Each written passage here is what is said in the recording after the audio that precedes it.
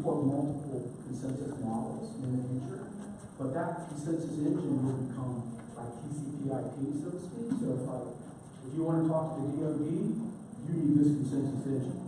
So you'll license that engine, plug it into your model, so that you can go and bid on contracts. So we're Ethereum, but we support XYZ consensus. Oh, well, we're Fabric, but we have XYZ consensus too. Hey Mark, I'm Stacey Savage. Hi, Stacey. Good to meet you. We emailed a couple of times back and forth. Oh, okay. Yeah, with John. Cool. Yeah. He's a character, isn't he? I know it. I know. He's pretty eccentric, but I've known him for 12 years now. We've been working together on this zero waste stuff for quite a while. So. He wanted me to come up and work with him. I just couldn't. I couldn't afford to. I didn't have the time. Yeah. For what I was doing, but.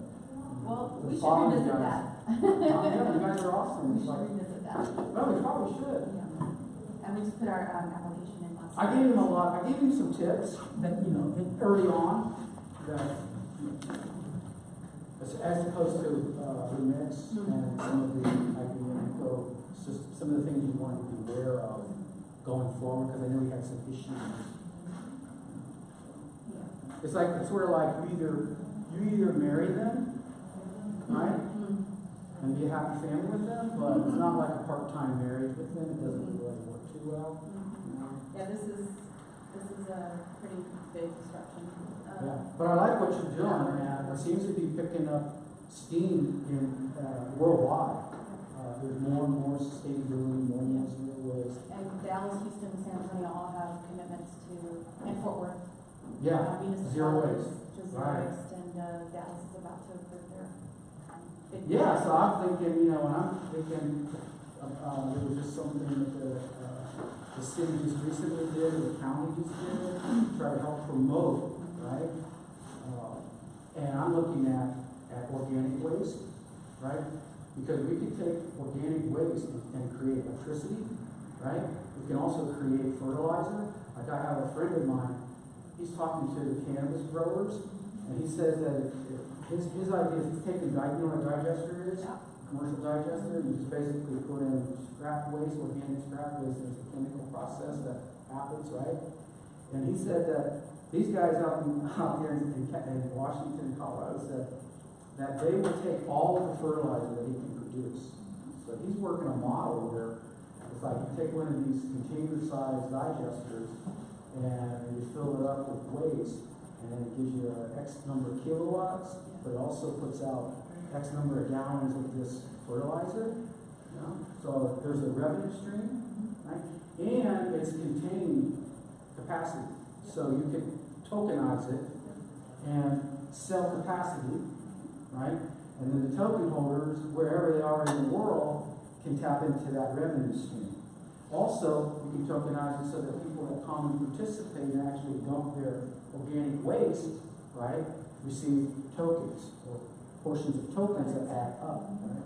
And it's all about incentivizing, right? And having some kind of revenue model there, but... Well, and having that actually backed by hard resources and assets, helpable, where it's not just, kind of the theoretical. It has to be, and these movements are happening. Right now we're moving into what I call it's a second stage, right? But if you're looking at cycles or you're looking at the curves that you see, we're actually at the beginning of the second stage, which if you're looking at cycle, we're probably the third cycle of the movement of cryptocurrency / I like to just summarize it all as cryptoeconomics, right? Because that's really what it is. And as we become more mature, then we'll begin looking at a much broader scope instead of being so narrow and looking at just the technology and focusing on use cases that seem to fit the technology, right? But eventually, the second generation blockchainers, the third generation blockchainers that won't come in with the baggage that we have, they'll be thinking fresh, right? They won't be toting around the consensus models that we think are what required, right? They won't be struggling with the concept of hybrid consensus. Well, how was that? It's like, well, we got consensus there, but when we get over on this side of the net, we don't need consensus. Oh, we never thought about that. So just this continuous spurring of new ideas, right? Because the technology is not a thing, blockchain, it's a concept, right? And there's three basic concepts that are interwoven. And as they fragment out and they recombine, you find that each one has its own purpose in a different scenario. You can take consensus today, not today per se, because it's not wrapped yet the way it should be as a tool, right? But in the future, you will be able to drop it in, right? So you can take and turn in like giant clusters of like Cassandra or something, and modify their commit models. Like today, they run on like Paxos, right? But Paxos has so many issues. So there's a consensus being developed in Australia now for a new blockchain called Red Belly, and their claim was like they came out with a demonstration where they claimed 40,000 transactions a second, and nobody's doing that. No. Well, But caveat, it's consortium. Okay. It's not public. Right. I like the fact that the concept of zero waste is just a cog in the big wheel of circular economy. It's a much bigger picture than just tackling waste issues and recycling composting and all that. But so you're thinking, that's why you're in that stage now, because most people coming up right now, they're still thinking nothing about the nuts and bolts. Yeah. And like for me, There's so many it's hard for me to get out. Now that I'm into You're in it. yeah, now that I'm actually in code, right, and everybody's code, it's hard for me now to back out. And I hate it because it's hard for me to back out, turn off my brain, and start looking at it without being biased by the tech, right? Because when you're down here doing, Solidity stuff and trying to, tweak out the EVM, everything is EVM, right? But EVM is like in this thing. Well, I'm hoping I can pull everything together in like 5 minutes. I'll make it work. Hopefully everybody's here to share. Hold me to it, because I can talk. Well, I think everybody knows I can talk. I don't have a problem talking. But somebody asked me one time, it's like, okay, so it takes me 2 weeks to prepare for a 10-minute presentation. 0 talk for 2 hours. I'm on that same wavelength. It's still early. Come in. How everybody doing? Good? So I guess everybody's surviving all the activity going on, all the shutdowns, all the regulations, and right, all the forking, and ups and down on the currency. It's mainly down. Huh? It's mainly down for one. So recently. Yeah, it's actually gone up though, back up. It's up, I checked last night, 42, back to 42. I think I put a post out where it hit down when they announced it, that the Chinese scared. And it's like, okay, there's a time to buy. Because it's like, this is reminding me every time it's going to crash, it's like you just want to see it go. Me personally, I want to see it go like real. I wish it would go back to 2, right? Or go under 2. And then just like, buy. Because, it's just my opinion. It's not financial advice or anything. My gut tells me that even though my logic in my brain says this shit's going to crash and burn, right? Or it's going to refactor and change, right? And it won't look anything like it looks today. Something tells me, dude, look at how it's designed. This thing is designed to do this. Period. So it's going to do this. Okay? But it ain't going to do it like that. It's going to do it like, right? And then everybody like me sitting back saying, maybe. It's like, damn, you know what? Back in 2017, I remember I could have bought it for $4,000. Now it's what? $140,000. Like Ether. I said, everybody's heard me say this before. If you would have bought Ether January 1, 2017, $25,000. Boom. You got 500,000 plus today. So divide that by 10, right? $2,500 in Ether at the end of the year, Christmas present, right? 50 grand today. In your opinion, will the same thing happen with Tesos? Have you heard about, the new? With Tesos? Yeah. Tell me, what? Delegated proof of stake instead of proof of work.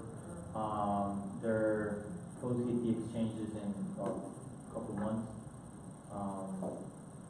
Do you think it will be the same with the currency? It's just gonna do the same thing or similar as what Ether did?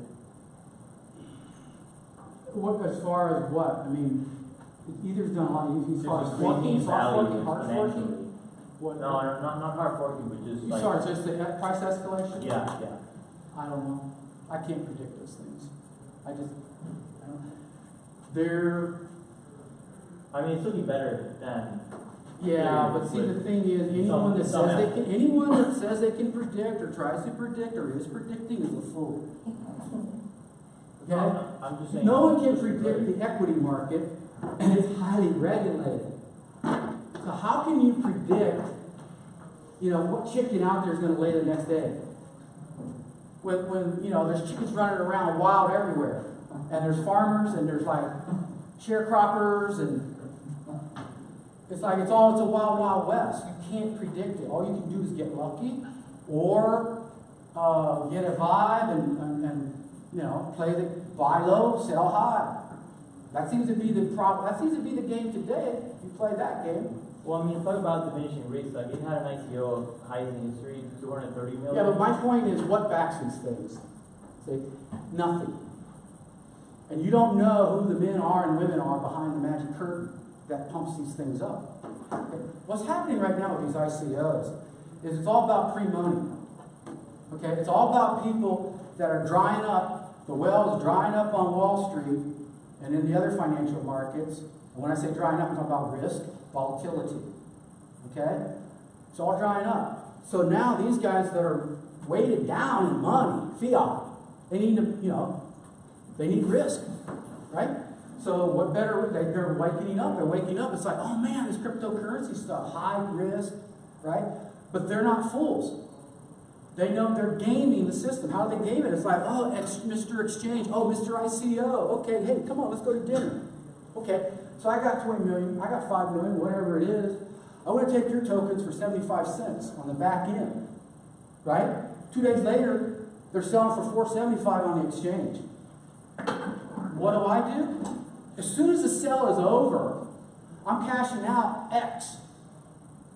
Okay, because I have to guarantee X back to you and X to the exchange for colluding with me.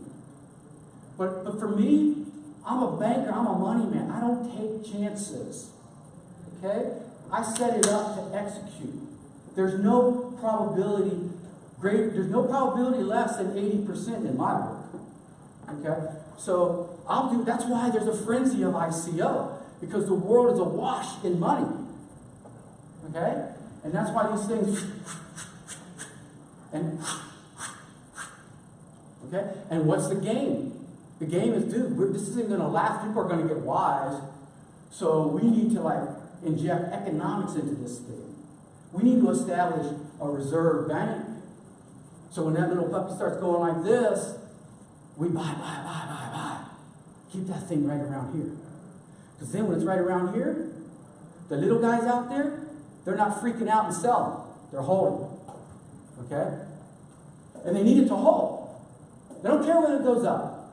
If it goes up, great. But they don't care. As long as it doesn't crash and burn, then the game can go on. Because people that are holding it are going to hold it, and they're going to hope, and they're going to wish, and they're going to pray that it goes up. But if it starts going like this, they get out. Everybody's, it's a weekend at some point. You get a weekend. Hey, it could go to zero. The bank never loses. Never loses. The bank can let it go to a penny. And they'll wait. They'll look at their order books. Right? It's like they know all the limits. They know all the shorts. They know all the longs. They know it all. Okay? And they're allowed to play the market. They're allowed to rig it. Because I'm the maker, right? For me making the market, hey, I get to tap into that market and I leverage it and I use it. And I arbitrage. So what's happening today, what I just described to you, is the new form of arbitrage. By arbitraging the pre-sale to the front sale and getting in on the back end, just like an IPO, do you think that when there's an IPO that the underwriters aren't making money? They're not going to do our underwrite unless they know they're going to make money. It's the public out there that clamors for the stock when it goes on sale. To buy that snap. Well, the guys that underwrote the snap, they've already walked away with millions. They've already got their money. So, and then there's like the secondary market inside that. So there's like sharks among sharks. Because when it looks like, oh, well, we're not going to get our bait on it. We're not going to get our numbers. All right, well, let's go find some junior, sophomore. Hey, you want to buy some of this? There's right now, the big problem is, what is it, Uber? Is it Uber? Yeah, Uber.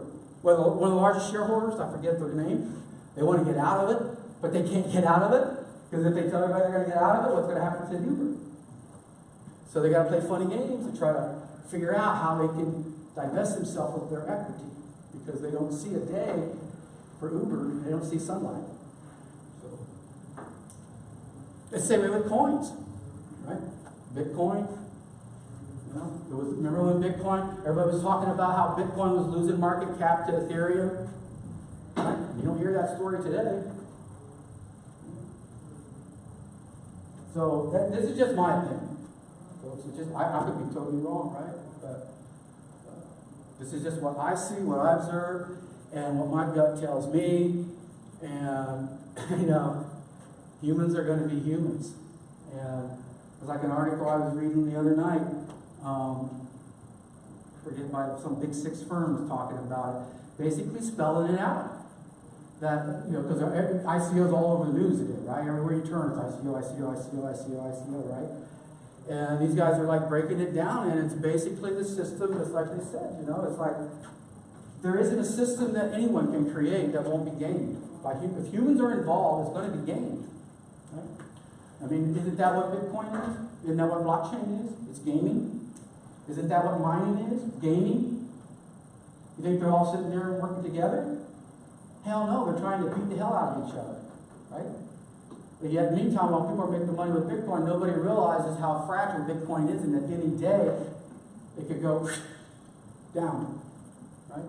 The miners could take it down, and even if the miners don't take it down, once it goes commercial, which is what they want, that's why you don't see a lot of crime today. But once it goes permeate throughout the ecosystem to where e-commerce, it becomes the standard of e-commerce, then what you're going to have is gaming the e-com system, because you can game the servers. I mean, do you know how much money you can gain by just attacking the target server, the target blockchain? There's tactics today that Berkeley has put out to show everyone, right? And they're not the only one, where you can literally do stealth attacks on a target. You don't have to attack the whole network. People are like looking at the whole network, like, no, dude.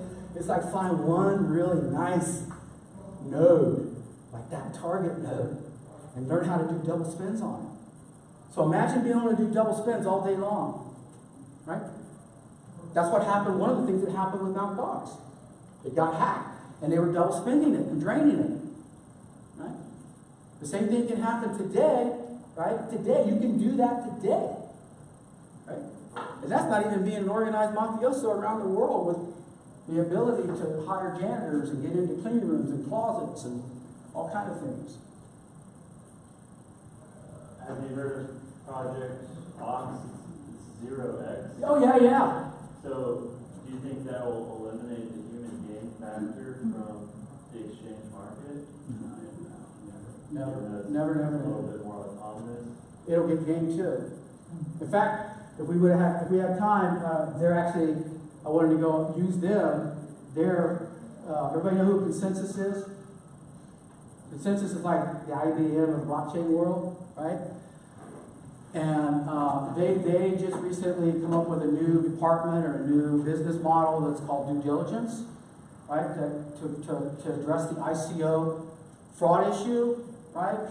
To give some kind of transparency to the token holders, prospective buyers, So they're already doing audits, right? So they did one of OX, right? And that's one I wanted to, if we had time, I wanted to go through, because you want to look at that, because if you're into this, right, now is the time to be learning, because you want to know what the recursive attack is.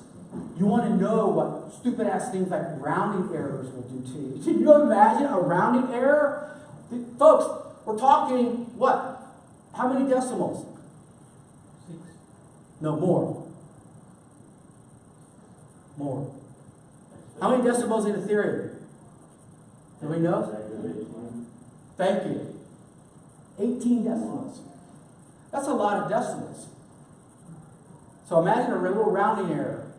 Right? So there's a lot of things that a programmer, a professional career programmer, engineer like myself, takes for granted today. When you sit down and you open up your Visual Studio, your Eclipse, whatever, and you grab libraries and you start cranking away, there's things that you inherently accept and just, you're not even thinking about. Rounding errors, recursive attacks.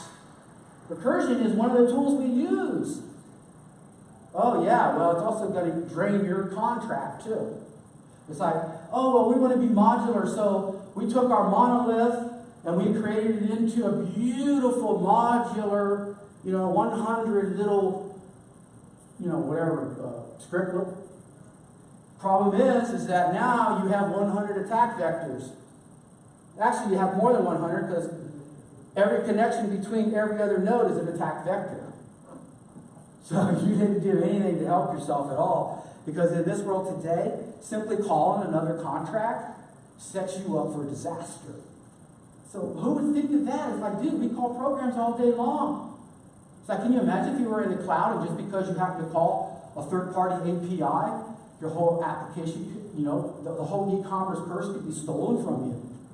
Well, what happens with this blockchain, this is Ethereum and Solidity, when you call out to another contract, and a lot of people are starting to talk about this, how we have utility contracts, and you call into that contract, you basically are opening up your door, your data store to them.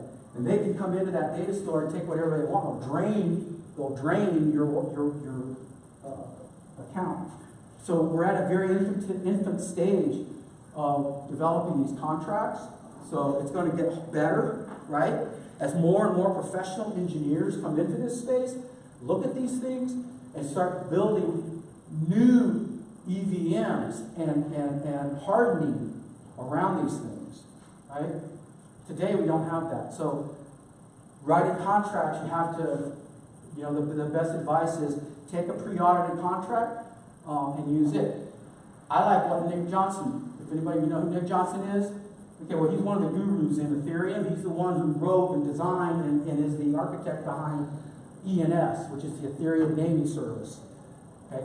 It's supposed to be the replacement for DNS, right? But it's much more robust than DNS. Okay, so Nick says, hey, he's into this. He knows this.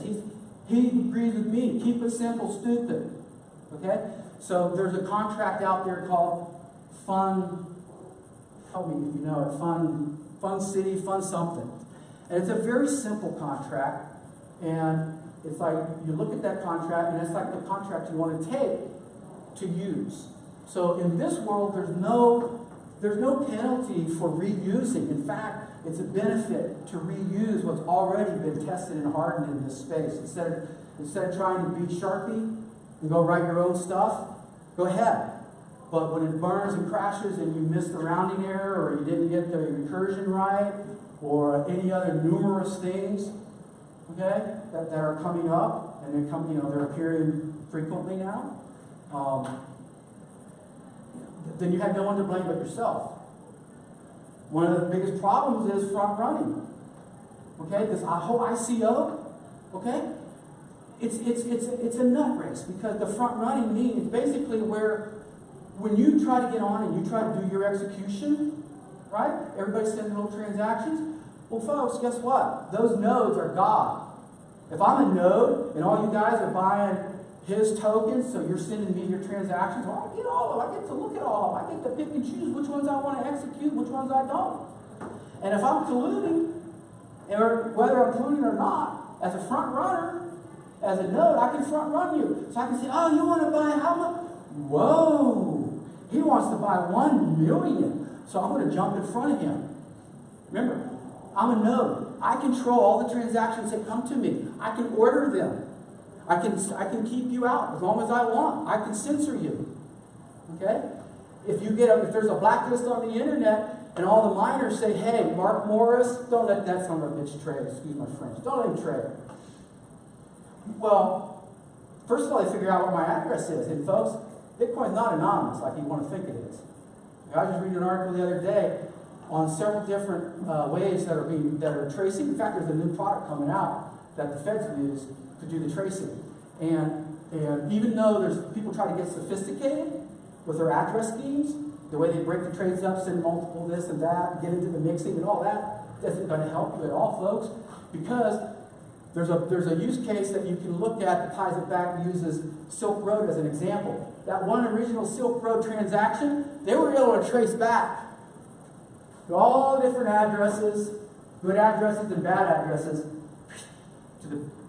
because what happens is the criminal element, they know this, so they try to mix. They don't want to be known where, but you can. And as this permeates and gets even more popular, you will be able to track your friends. And you will know when your friends and what they're buying and where they're spending their money. Okay? There will be lists that you can buy underground that will map addresses to entities. Email addresses,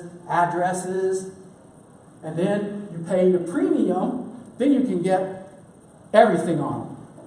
Bank account, I mean, hell, they just ripped off Equifax. 153 million, right? Know everything about everybody. Right? What was it, 2 years ago when they hit the government? How many million? So it's like, they got it. And this whole addresses, you're not anonymous if you think you're buying with Bitcoin. You think you're anonymous, but you're not anonymous.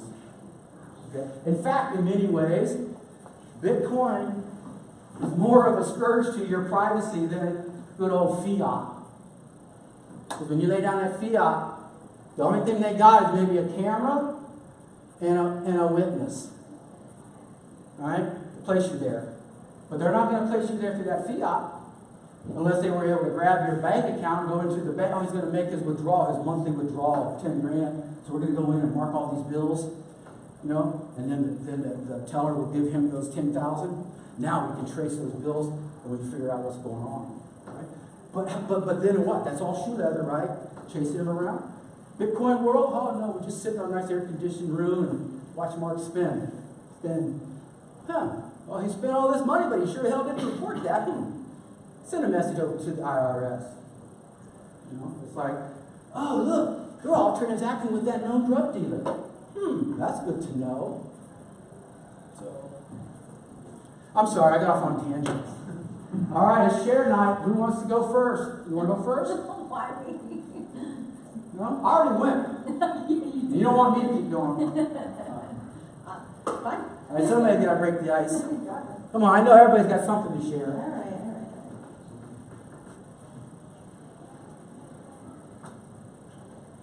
So you want to get up here? No.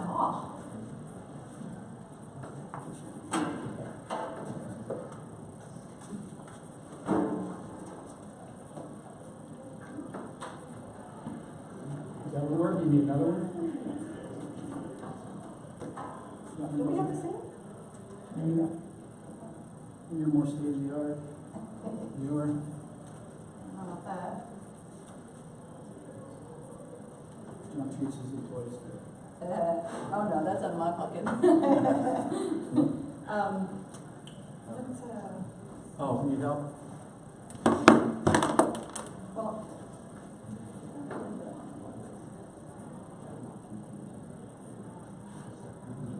Is that the trigger display?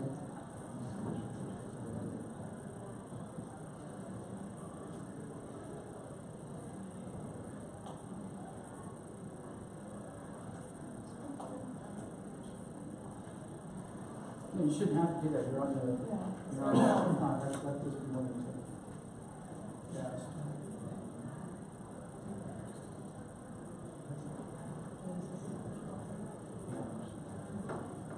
Is this open? there, so, you know, you're not seeing it. You like that? Think of that.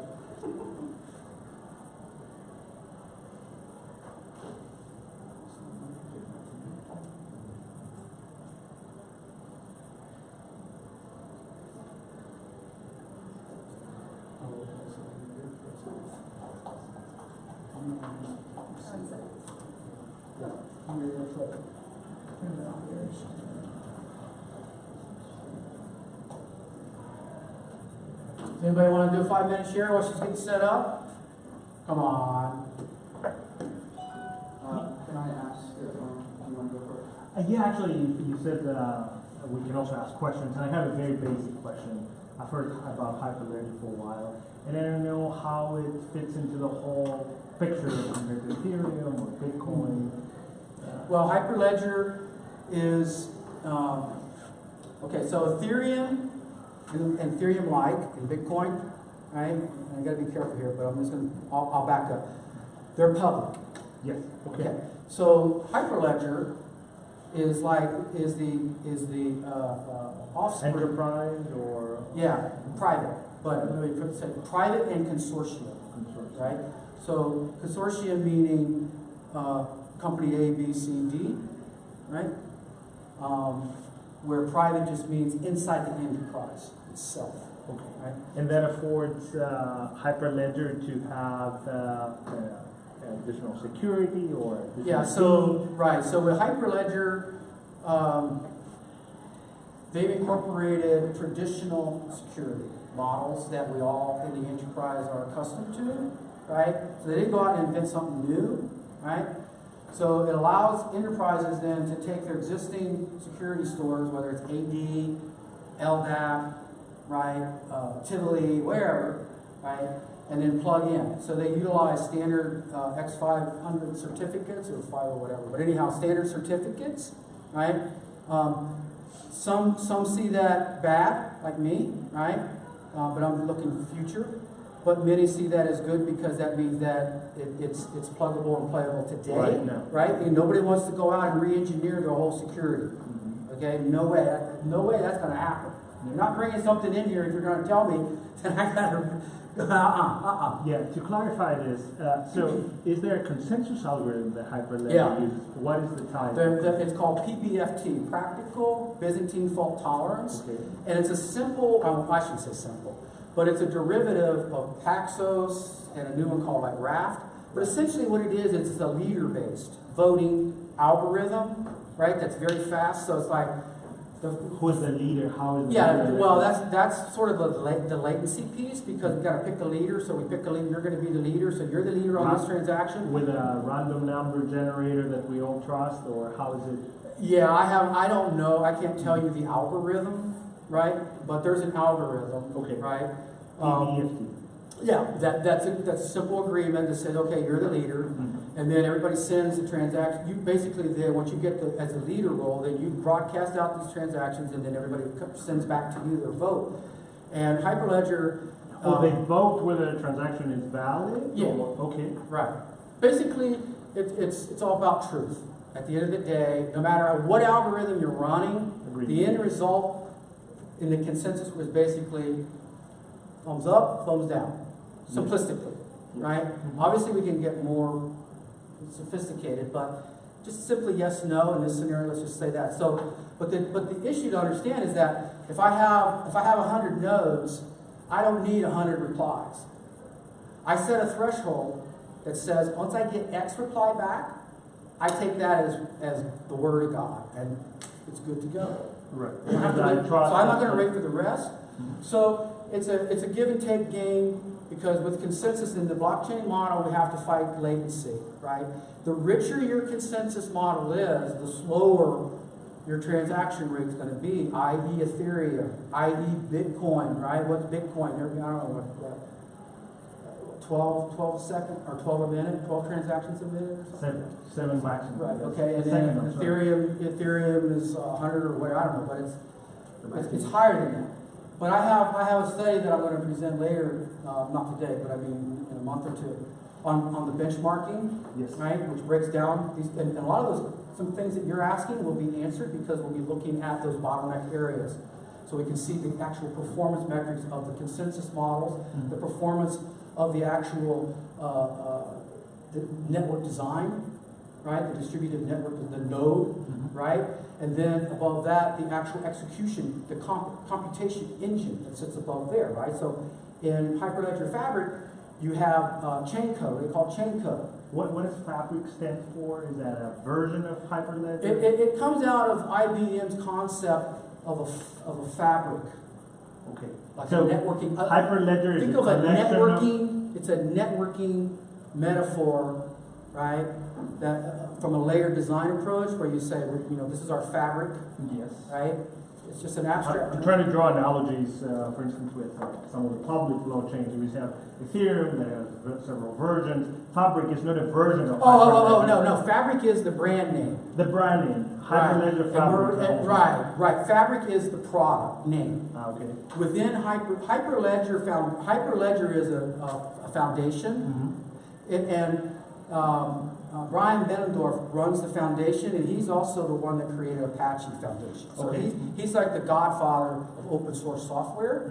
Okay, so they recruited him to come over and take the reins and to promote, right? And So Fabric is the first product? the first 1.0 release. Okay. There's several products now under Hyperledger Fabric, right? Intel has a product called Sawtooth Lake. Okay, it uses what's called proof of elapsed time. So because they're Intel and they are hardware, they leverage their secure element, right, for proof for time. Because that time, theoretically, that time element cannot be corrupted. So it's their truth. So your time, everybody's time on the nodes will be truthful because they can't go in and mess with this secure element. That's yet to be seen. I don't believe it, but anyhow. And hopefully synchronized. So Right. is that a settlement layer, or is there sort of a smart contracts layer on top of Hyperledger? Yeah. So you can write smart contracts? In So what kind of language? Does Chain, it have a name? it's called chain code in Hyperledger, or I should say in Fabric only, Fabric, right? So in Fabric, it's chain code. In Ethereum, it's called smart contracts, right? And in Fabric, the chain code can be written in Go, okay, or Java, okay, and other languages if they build in the framework for it. In other words, it's pluggable. So it's open. There's APIs that if I wanted to do Python, I think there might be even some of you might be doing Python or some other language, then I could build that, right? Then I could run chain code, write chain code in Python, and it'll run within the computation engine. And is there a use case? That's the last part. Yeah. Is there a use case, some company that uses Hyperledger for something, and what is that? Yeah, well, yeah. I mean, help me out, folks. I mean, there's a lot of using it. Maybe the simplest that I can maybe I understand. think Walmart, Mars, shipping in container, even within Walmart for its supply chain. supply Yeah, chain. mostly a lot of the ones that are coming up are supply chain based. And why do they use Hyperledger and not the traditional database? Well, you can actually plug it in. Right now, you can use. I think they're using like either you can use like Mongo, or like comes out of the box with Level 9. It's your small footprint, but there's no reason why you can't hook it up to Oracle or DB2 or Cassandra cluster, because at the end of the day, it's just a store. And there's a thing called an orderer in their model, right? So there's like 3 stages. Where in Ethereum, it's one node, it's a monolith, right? And it's confusing at first because it's called a client. So when you're an enterprise guy, when you think clients, you're thinking, oh, a client on the desktop. Oh, it's a client API that I go hit a server with. In the world of Ethereum, that client is really a monolith server too. It's the whole ball of wax, right? Just like in Bitcoin, it's all one monolith, right? But it's a server, the client, right? So But these products were designed by cypherpunks. Okay? Bitcoin and Ethereum. So they're not thinking, oh well, I got to use modularity here. I got to use object-oriented design. I need to do this. No, they're thinking right? Functionality, baby, that's it, that's all I want, right? And as fast as I can get it. But when they built Fabric, who was the ecosystem? Those are engineers being run by engineers. So they think these things, they think modular. They couldn't design a monolith if they wanted to. Okay? So you have a modular beast in Fabric, which makes it hard to deploy as opposed to Ethereum. Okay, because Ethereum is no. Put it in a Docker container and boom, set it up. With Hyperledger Fabric, you have, basically 3 different boxes you need to deal with. You can combine the boxes, but it's not really meant to be that way. You're going to have issues. But it's meant to be designed that way so that it separates out separation of concern so that, well, we know it's going to bottleneck in this portion of the engine, of the throw. So by separating it out, we can have like four orders, and then we can scale up with 100 of the, I forget what they're called, but essentially in the middle that actually does the processing, right? So it's just a way of them being able to, because they're thinking about the enterprise, they're thinking about scalability, right? And have there been, last absolutely, Yeah. have there been any educational materials, You can introduction? go online, IBM online, they have free introductory videos. You can sign up, get your hands wet, actually do it, right? Okay. You can join their developer works, and if you're into Fabric and you want to do Fabric, then you just sign up, get yourself a Blue Mix account, okay? And you can rock and roll everything on there, right? And then once you get comfortable with that, then what you want to do is drop out and go down into the community, right? Through GitHub community, Hyperledger Fabric, and then follow through the developer docs there so you learn how to deploy it with a Docker containers.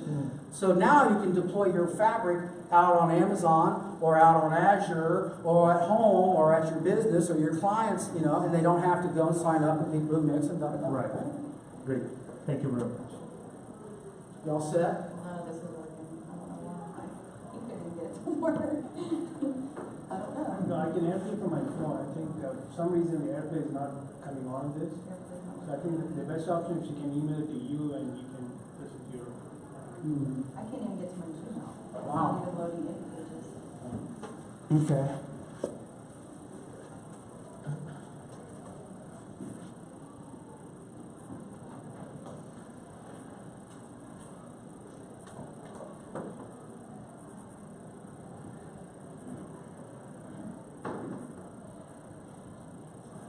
This is fun. Sorry about that. Okay, so we'll get this worked out. All right, everybody else? Come on, we got some new people. I had a question on the outlook of Litecoin. Anybody can pitch in. Anybody want to talk about Litecoin? Got an opinion on Litecoin? Got a couple thumbs up. What do you like about Litecoin? Well, I don't really know that much about Litecoin.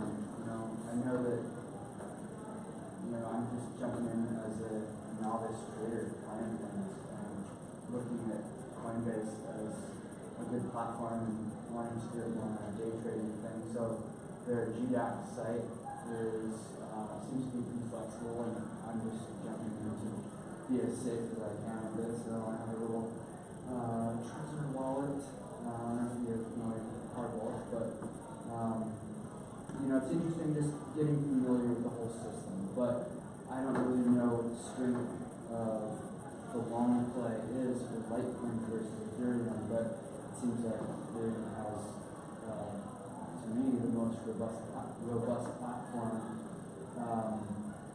more so than Bitcoin, at least because you can trade so much faster.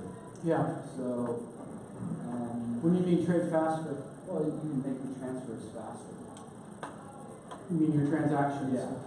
So you're looking at the settlement time. Yeah. That's what you're thinking about. And that's important to you, why? Well, time, I guess. I don't know what other things that make it valuable other than its longevity in the market. It's too nerve-wracking sitting here waiting for yours to settle when the price is moving on you. Yeah. You wanna buy, and you can't buy, and you just, it's like, you're in the dark, right? I mean, do I have to leave my laptop open with my wallet there while the confirmations are happening? Or once I see one confirmation, I take my wallet and go, do whatever I need to do? I don't day trade the currency. I do day trade equities. I don't regularly do it today, but I've written black boxes, quant boxes that do day trading, scalping. So I was a little familiar, and I just cannot imagine waiting. Okay, the few times in my life that the equity markets have gone crazy during the day because some news breaks, and I'm long something, right? And I have been in situations where the client, the software is not robust enough to track my clicks. So I'm entering, I'm clicking, and I'm like by habit, I expect to see something, and there's nothing, and I'm clicking, and there's nothing. And then finally it comes back, and I say, oh my God.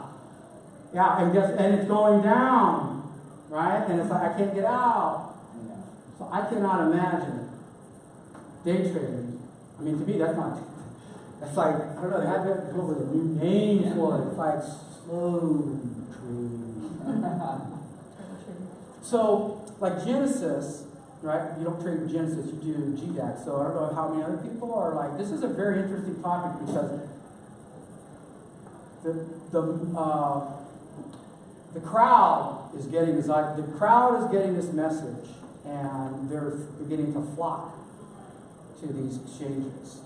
Okay, and this is good because it's going to cause some bad things to happen, and we need bad things to happen in order for the regulators to figure out what they're going to do. Okay, and don't be afraid when the regulators step up, because that's a good sign if you believe in the long-term viability of this thing. Okay. These are signs. You want them to come sooner than later, okay? Because that just shows you it's maturing. What kind of bad things are you talking about? Well, like exchanges, basically taking all your money. Oh, okay. You heard of Bitfinex? Issues going on over at Bitfinex, okay? Things like, I said they're non-regulated, right? So I'm a very large exchange, and I got, $500 million of Ether just sitting there. Gee, just sitting there. Man, does a bank just let their money just sit there? Of course not. No. I'm going to loan that money out. They're going to make that money go to work. That's what they're doing too.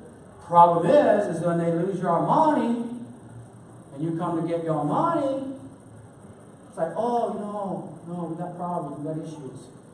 Come back later. Right? Yeah. So there's no recourse. So it's really wild, wild west. I tell everybody that's playing this stuff. My friends kind of tell me, it's like, Mark, you've been spot on for the last 2.5 years. Please tell me what to do. And it's like, I tell you what to do. I said, I'll tell you what you should do. I said, don't play with anything that you're not willing to put a match to. Okay, if you're willing to put a match to that wad of money, baby, go for it. Go gamble. Go have fun. Get the endorphins going. Right? Because it's exciting. Yeah. And when it goes from $4 to $400, go get yourself a Bitcoin. Right?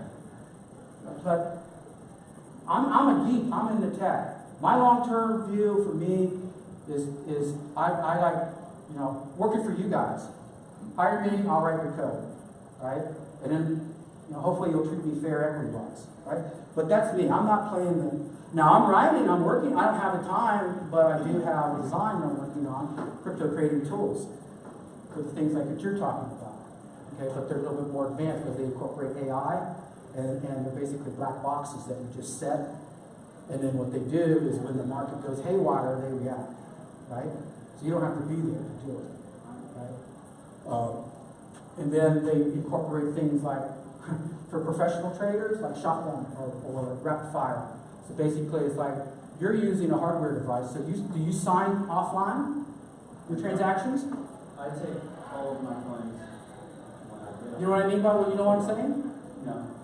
In your wallet, your hardware wallet, when you get ready to do a transaction, are you transferring the money onto your PC, laptop, whatever, and then signing you don't even sign, you're just executing? So you probably don't even know what I'm talking about, do you? Okay, well see, that's an issue. Yeah. Because having keys, i.e. addresses, live, wired up on the internet, play with fire. Would you take your savings account, put it in a paper bag, and sit it outside your door? No, you just. That's what you're doing when you do that. That's why hardware devices, offline, keeping your keys, is the best way to go. They can't steal your keys. If the market crashes, Bitcoin goes down, the exchanges rip you off, you still got your money. Okay? So what I'm saying is you create you know you want to go buy something for $100, right? You create the transaction in your hardware wallet signs it, and then your hardware wallet security can send it to a client app on your PC, right, or another means, right? And then the transaction that's on that PC that you send out, right, is already signed. So for professional traders, okay, they don't do onesie-twosies. They do thousands of transactions, right? So one of the things they want me to do is to build them an engine that allows them to basically take an offline PC, set up their transactions, right? So here's 2,000 transactions, right, that by profile. They all get signed, they get batched up and sent to the cloud. And then a schedule starts running. The demon's in the cloud and looking, and it says, oh, dude, it's time to execute some transactions. And then when it gets the transaction, it goes, right? And then it's monitoring too. Because these guys, they don't sit around. They go in and out. In and out. They don't leave anything on the table. They don't leave anything in there. Yeah, I've done all the research on all of the exchanges out there. I've looked at their social media, and they're just littered with horrible stories.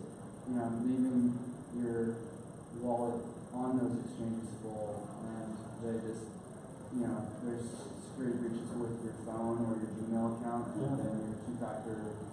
Well, you have to be, I mean, there's no PNC, right? You got it all on your iPhone or your Android, and you go out for the weekend with the guys and you lose your phone. Now what? Your keys are gone, dude. You ain't never getting that back. You've heard the story of the guy that threw away his portable drive, and it had something like 4,000 Bitcoin on it. Okay, when it was like 35 cents a coin. Yeah, like $5 million is what he like threw away. You can't, you know, it's like imagine how he feels. Okay, not as bad, not as bad as Nolan Bushnell, by the way. You know who Nolan Bushnell is? No. What's the name again? Nolan Bushnell. He's the founder of Chuck E. Cheese, founder of Atari. You guys don't even know who Atari is, right? So, Steve Jobs and Wozniak used to work for him at Atari doing video games, right? And Steve and Wozniak, they left. They were pretty successful there, but they left and to do their thing, right? And they asked Nolan if Nolan would invest $50,000 in their new startup company. Nolan said, "No, I don't think so." What do you think he thinks about every day? Right? It's like, yeah, he's rich. He's got over $100 million, but that ain't nowhere near $50 billion anymore. Right? So, Can I email this to you real quick? yeah. Because it's not pulling up. Do you know? No. Mark.morris@trangelotechnology.com.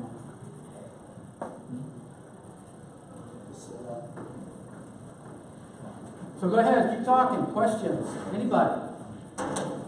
Comments? Questions? Mark? Criticism? The number of bitcoins is limited, right? Pardon me? The number of bitcoins, Yeah. there's a It's max limited, limit. 21 million, right. Right. However, for Ethereum, there is no such limit. Right. Different philosophy. Right. But here's the thing. Ethereum is not a security. Right. Okay? That's what they say. That's why. Because there's no reason to have an economic model, an economy, on something that's not a security. It's like fuel. Right? That's what it is. So as long as you have ether being mined, you use the ether to buy gas. Okay? As long as they keep that model and they keep the regulators and everybody believing that that's its purpose and it's really not just to be, it's not a currency to be traded, a security. I mean, what does ether give you? Does it give you any ownership of anything? Right? So it's not a security. It might be called, they don't even really classify it as a currency. It's really listed, I mean, they do, but it's not. It's really an asset. And a lot of people I have to talk to about this because they don't understand the difference, right? And the very first thing everyone wants to do is put a token in their application. And the first thing they think about and talk about is getting it on an exchange and trading it. It's like, what happened to your application? Oh, I forgot about that. Yeah, well, we're going to do that too. And what's the coin for? Oh, well, it's going to be used to pay for the transactions inside the application. Oh, that sounds original. So everybody's thinking the same thing, and it's a fool's trap. Because when the feds come out and they say, okay, these are securities, these are securities, these are securities, and you're all trading securities. Now, we got a big old list of people, and we did all that forensic. We paid that other company out in Vienna, Virginia to do the forensics on the blockchain. So now we got a whole list of big old fat cats. Right? Not the little guys. They don't care. Right? In the government, it's ROI too. Right? I'm not going to go waste my time chasing down somebody for $35,000. I'm going after that big old fat cat that's got $350 million. Right? But it ripples down and it affects the whole market on that. So, tokenize, but you better know why you're tokenizing and what's the real value. I had a meeting the other day and I kept asking him, okay, so a hardware wallet, right? It's like, well, that's original. Oh, but no, this is really original because it has a secure element, and we have security backgrounds, we have patents, It's like, oh, okay. So what is it going to do? Oh, well, we're going to corner the payment market. I said, sounds like that's something everybody wants to do, right? I mean, so you're going to think you're going to take your wallet, and you're going to end up, oh, well, we're going to partner with some companies. And I said, okay, so, but it's all about your coin, right? Yeah, oh yeah, our coin. So what's it going to do? Oh, well, it's going to fuel transactions. But yet you want an ICO, and you want to trade it, and it's going to be a security. No, it's not a security though. It's like, and we want. I said, you don't even need a coin. Why would you even want a coin? If that's all you're going to do. But then here's another catch-22. Be careful. You write an app, and all you do is take in Bitcoin and give out Ether. You know what you are? Money changer. You're changing money, buddy. Money changer. Breaking the law if you're not registered. And you can't go to one place and get registered. You got to go to like every jurisdiction and get registered as a money transfer. Okay? Just that simple aspect. It's like, well, why put that into my application? It's like, I need that in my application because I can't just force people to send me one coin. Yeah, that's fine, but if you're taking in that coin and you're giving back something different, you better be careful. You may be classified as a money changer. And then it just goes, you gotta be careful. So get registered. Lawyers, right? Get yourself a $700 an hour lawyer because it's better to pay them $700 an hour than to spend 7 years in jail or 9 years is what one of my sons got in jail for. Nobody's gonna go to jail. They're just gonna get big old fat fines and warrant. They just busted those kids, right? They didn't bust them, but they called, and they're calling everybody, right? Then you get ICO, right? So all they're doing an ICO, yeah, okay. Well, let's talk about it because everybody's doing it, right? And there was a case where the two young guys, I forget what their application was, but they started cranking it up, and they raised like $45,000, and then the phone rings. And they immediately shut it down and refunded the money. And then they went back rethinking what it is they're trying to accomplish. The blockchain, right now, I think the really smart ones in the crowd are like devoid of the whole cryptocurrency piece, because I gave a presentation on ICO a couple months ago, and I don't know how many people saw or recognized or even remembered my comment when I showed them the chart that went out to 2030. And at the end of that chart, at 2030, was the size of the market. And the one that was on the far right over here was like this, and the one next to it was like this. Well, that was cryptocurrency. This one was blockchain. And Goldman Sachs put out a paper too that said they think the real value, and they basically echoed what I just said, that people are missing the real value, which is in blockchain. So good old fashioned business, right? Business, the blockchain, you know, the stuff that the world is running on today, the processes, this is the target for blockchain. But the world right now is like centrally focused on this whole cryptocurrency piece. Okay? But somebody in the room is smart enough to like not let that affect them, and they're busy building tomorrow's internet. Because tomorrow's internet isn't going to be about people cryptocurrency trading, okay, or using cryptocurrency. That'll be one use case. Is the internet email? No, but do you remember when the internet hit and it needed like a killer app? Well, now the blockchain's here. What's the killer app? Bitcoin, cryptocurrency. When the internet was there and everybody was, oh, email. Was anybody else thinking about web applications? Was anybody else thinking about cloud computing?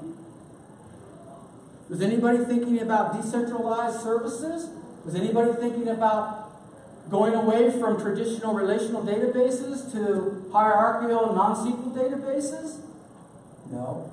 Everybody was focused on email, and oh my God, this is never going to work because it's only used by pornography and criminals. Remember that one? The internet. That's just a fad.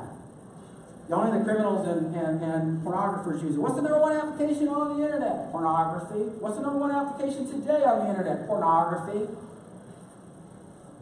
But it didn't stop it, and it's not going to stop blockchain. Because blockchain is fundamental. It's fundamental. And that's what makes it so hard to wrap your head around. Because how can you reason about air and water? How do you make sense? How do you express the power of air and water? It's like all you can do is tell somebody, hey, you want to find out what the value is of water or air? I'll tell you how to find out the value of air real quick. Hold your breath. Okay. I kind of had to go back and process something. Please interrupt me. No, I was thinking about something. You mentioned that, I guess, all the tokens and being security, not security, whatnot, breakdown from federal regulation, all that stuff. Do you think it'll get to the point where every real world task, virtual task, is correlated to a token, not for security's purpose, but to be much more congruent with that program or that task? Yeah, I think so. I find myself playing the opposite, trying to figure out how to devoid from that. I've been saying for years, for a couple of years now. Maybe now people will sort of understand what I'm saying. When I used to stand up, before private blockchains were even here, and I would say about tokens, how I saw tokens. I've been doing tokens for years, folks. Right? Tokens have been around forever, right? Whatever a token, what you call a token, right? But my point was that I see it in the enterprise, and like one of the things that I see for me was like the most classic case is in a large enterprise. Everybody knows what chargebacks are. Chargeback is when you utilize a service, right, and it gets charged to your department. So it's a way for a large organization to basically charge whoever's using the services. Okay, it's a cost accounting, right?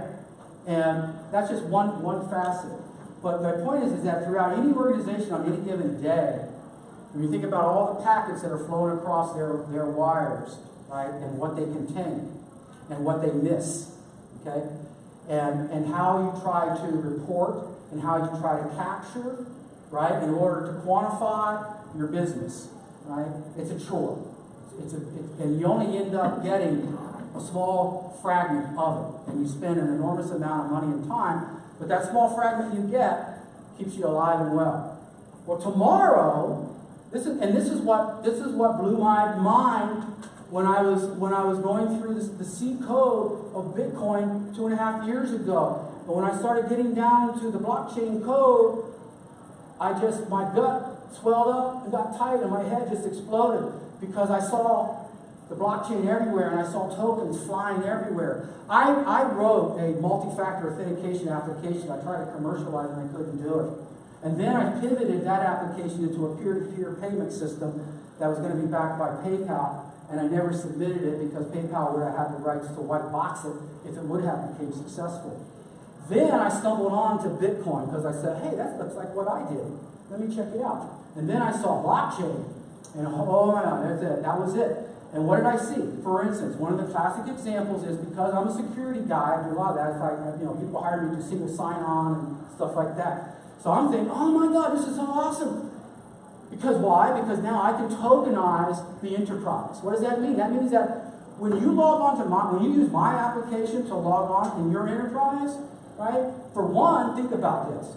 Substitute what we have today with the Bitcoin. Forget about cryptocurrency, okay? Your wallet. Okay, so I walk up to my machine. That's just my laptop, my work machine that I've been provisioned, right? And I have an app, and I have on this app, right, a company app, and in that company app, I have company coin. Company coin. So people that say, oh, there's so many coins, there's like over 800 of them now. Dude, there's going to be millions of them, okay?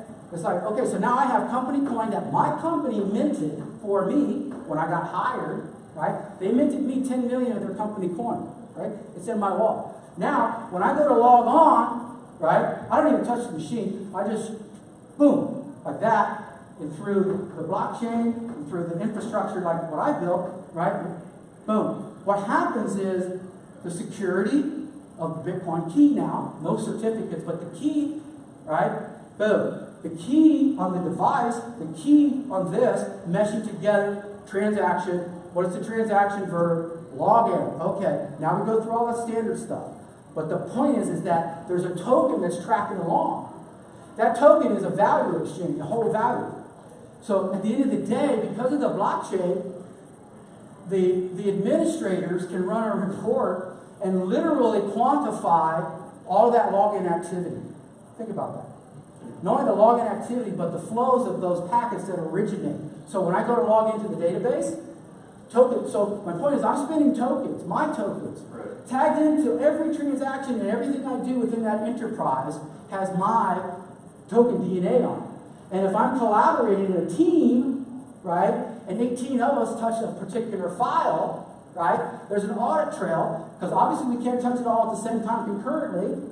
Well, we could. Right? It happens in Bitcoin, right? Well, get a fork. But we can resolve that. Easy. But my point is that if you understand what I'm saying, it should blow your mind because the granularity of information metrics that you're going to have in the future because of blockchain in the enterprise goes way beyond just sniffing packets. We sniff packets today for security.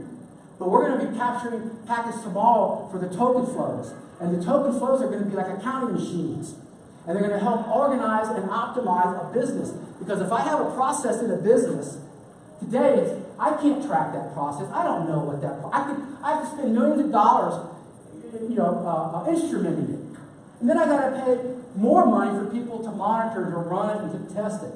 Right? But tomorrow, imagine this, where the lifeblood, the packet flow within an organization carries these tokens that are intelligent. So as it passes through nodes, blockchain nodes, okay, throughout the enterprise network, things get quantified, right? So now, literally, I see the day where at the boardroom, the CEO can have a display here and say, okay, we're looking at this year. And he can literally run a scrubber, a timeline scrubber, and literally take his company back in time to a granularity that they decide. If it's a minute granularity. If it's a second, whatever. But the point is that he can actually look at that. Now imagine what that does for regulators. Forensic analysis. Okay? Today, you see an event happening here, but you don't know what happened back here, and 9 times out of 10, the root cause for that event is back here buried somewhere that you'll never find unless you get lucky. Tomorrow, this event occurs, boom, already correlated. Yeah, we know who, where, when. And as far as non-repudiation, it's like, dude, you signed it with your key. Who else has your key? Nobody has your key. You can't claim it. If somebody else had your key, then there would be evidence. Okay? But there's only singleton transactions. Right? So you're not going to get out of it. You're hosed. Unless you gave your phone to somebody. And you can prove that, but even then, you're still skirting your responsibility. But imagine that. So think about that. So when you're looking at use cases in the organization, people struggle with this. They say, oh, what's the use case? Well, compliance, that sounds like a good one. Oh, yeah, compliance. What else? Oh, identity management. Everyone wants that. Oh, yeah, we can do identity management. Right. Well, I read a paper the other day by a very respected engineer who says, is it blockchain, identity? No way. No way. And he gave some very theoretical premises why. And I don't totally agree, but I do agree with his premise. I mean, when you understand that the blockchain is not anonymous. If you're building an identity system, you want anonymity. Okay? So somewhere there's a fundamental clashing going on there. But I still get it like the rest of the crowd. Being an identity guy, my mind is like constantly, struggling with this. Like, okay, so, gee, you built identity systems. You know identity inside out. It's like, how come you can't build a blockchain to do identity management? And every time I sit down and I try to do it, I fall. Because I can't get through certain constructs. So I don't know what the end identity is going to be, how it'll play out, but I know it will be solved. Well, that's what I see. That's the token flow. Tokens are not just cryptocurrency. Not at all. I mean, in the space that I just said, in the enterprise. I mean, and just, you can take it anywhere you want. You can't get any more granular than that. And in that regard, I'm actually working on at the kernel level. Everybody, there's a kernel, right? Linux kernel, the OS down there. So the blockchain today is an application. It sits up here on layer 7, right? And there is some software out there that is running layers down. But primarily, today it's all applications. So you all inherit the crap we have to deal with today. So if you think your blockchain application is going to make your insecure web secure, you're wrong. The same thing that happens to you today is going to happen to you tomorrow when you lay down that beautiful little blockchain on top of your network. Okay?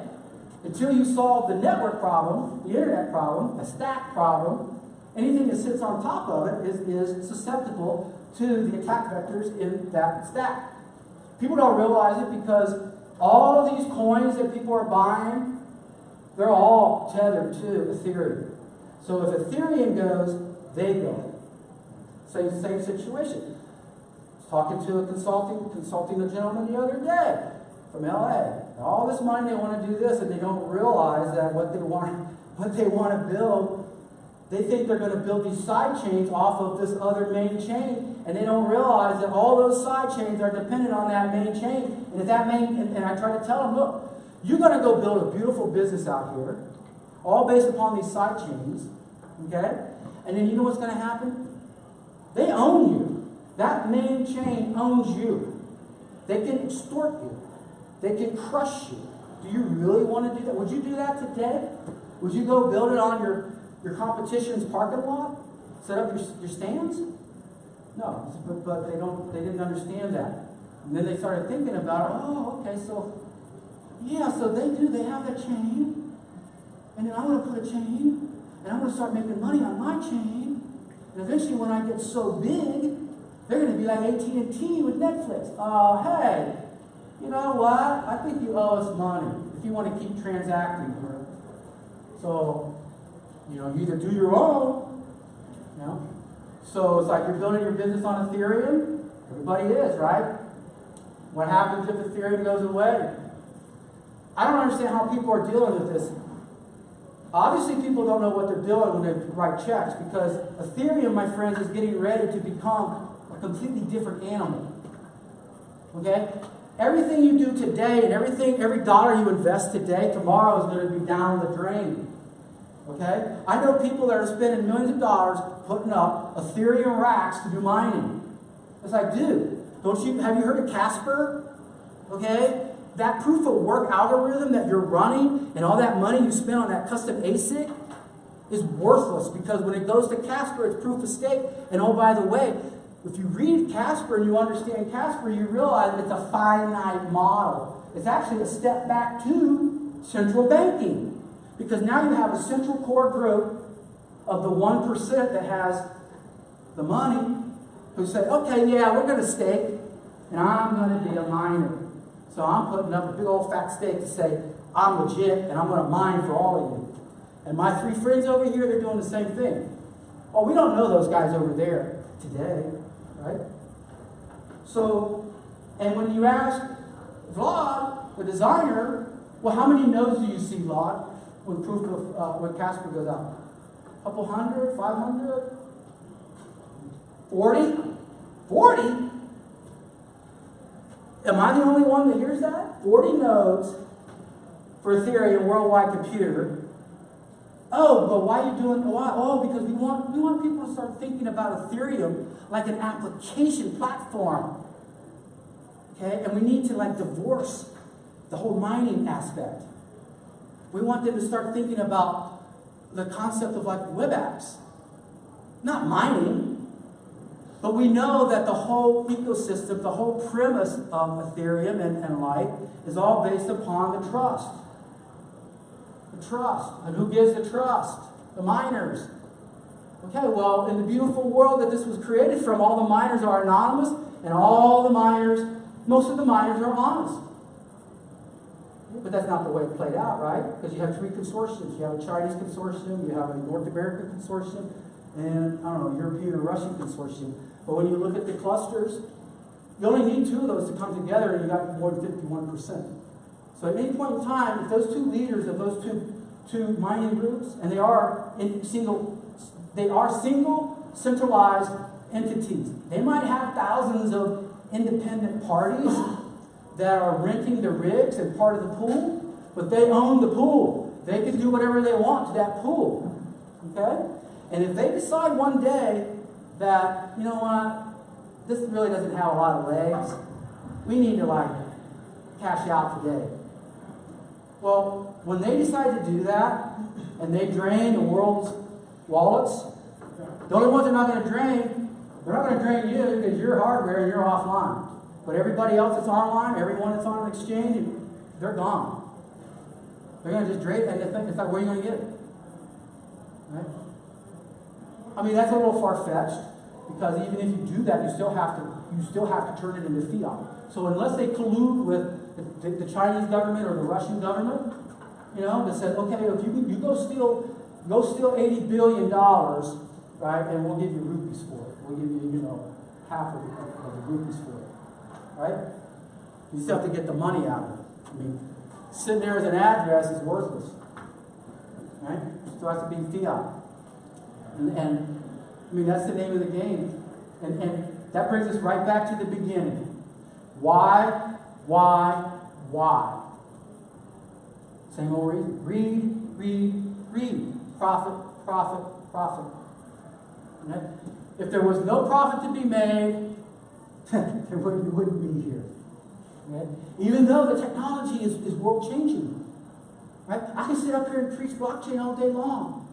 But if there's no sizzle behind it, right? And that Bitcoin and that cryptocurrency is the sizzle, the blockchain would never go anywhere. So in many ways, this movement of this hype is necessary in order for the momentum and the maturation of the core blockchain technology, which truly does have the power to revolutionize our world at the process level. Yes, sir. Hey, Mark. How's it going? I'm Rick. Hi, Rick. Nice to meet you, man. So this is a question. So you said a lot tonight. Fortunately. Want to try to understand. One, I must have been a little late here. Love to hear kind of the background that you come from a little bit. But getting past that, where do you see opportunity, specifically in the blockchain? Because I agree with you, the cryptocurrency world, it's a world. I'm more looking on the other side of things, and I want to know, where do you see the opportunity going forward? And we can talk about use cases, but where do you see right now, and specifically in the next 1 year, as far as... Oh, in the next 1 year, well, there's not going to be a lot. What's going to happen over the next year? And I made this. I see. Okay, this year's almost over, so we're really talking 18. And the trend that what I see is basically the uptake from the enterprise. Okay, and I'm already seeing it. Correct. Okay. What are they doing with it? They don't know. Okay. It's a game right now because no one wants to be last. Okay. But yet this technology is not ready yet. Okay. So it's like, yeah, I want to get blockchain in my company. I want to get that on my resume. It's exotic. But what am I going to do with it? Exactly. And that's the problem, right? And the reason it's a problem is because blockchain is just a hammer, right, in a tool bag, right? Maybe more than a hammer, but my point is that in the enterprise, okay, there's a lot of things that you need to address in order to make something successful. Okay? So what I see with the blockchain will be this course where we're going to try to figure out inside, because what's happening now, what we've had up to now is basically hype players that are promoting it, and everything you read is always about the surface. I have yet to find a paper that expresses the ROI and the benchmark. Okay? When technology hits and becomes real, okay, IBM and others will begin publishing. They will be getting up on stages and they will be showing grand charts of ROI. And then when this happens, then it begins to crystallize in the mind. But you're not going to know that. You can't just go and take a blockchain and put it in a corporation. Okay? That's like just taking the hammer and tossing it out there and say, build something. So where do you see the opportunity now? Everywhere. That's part of the problem. Just name something. In the industry in its whole. So right now, in the blockchain industry, it's not an application. Yeah, you go top-down priority. You want to look at what you want to do is look at concentrated processes that have a lot of intermediaries. Gotcha. Okay? So look out broad, and you can do this 2 ways. You can go big sky picture, and you should, that's one way, because it is that scope, it is that big. Okay? But you want to be careful because where you're going to fail is if you try to get competitors to create a world-changing, efficient system, they're not going to do that. Okay? They're only going to do that if there's an incentive and there's a ROI. Okay? So that's a flawed model. Okay? Unless you're lucky and you get an association, and all the key members of the association have bought into this and are willing to foot up the cost. Okay, because there's cost, there's capital outlay, and then there's ongoing cost, right? So it's like, oh, okay, well, we'll just put it in the cloud. Okay, so everything's centralized in the cloud. Why are you even doing this? Why not just put one database? So the first question you want to ask, always ask, is you want to know, and I don't know if I can phrase this right, but the question is, what will this do that a database won't? Tell me. And if you can't answer that, then chances are you need to rethink. It's like putting in a blockchain is just work. It's like what? So because it's like you're just going to replace a database? No, you don't need that. It's like if you got 5 people running reports on a database, you don't need a blockchain. But now if you have 5 companies correlating numbers and producing a common report, right? That spells blockchain. Okay?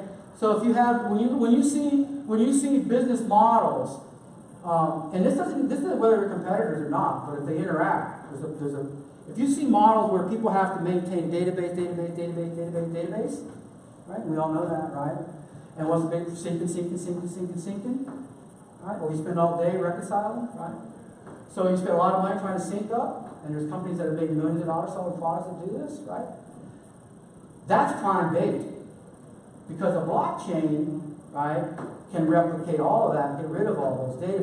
It's not, people have to realize this isn't something that's going to give you necessarily the kind of return that other solutions would, where you can just wholesale get rid of something and replace it. It's not like that. It's really just about the process, changing the process and incorporating technology that allows you to facilitate this new, decentralized, distributed process.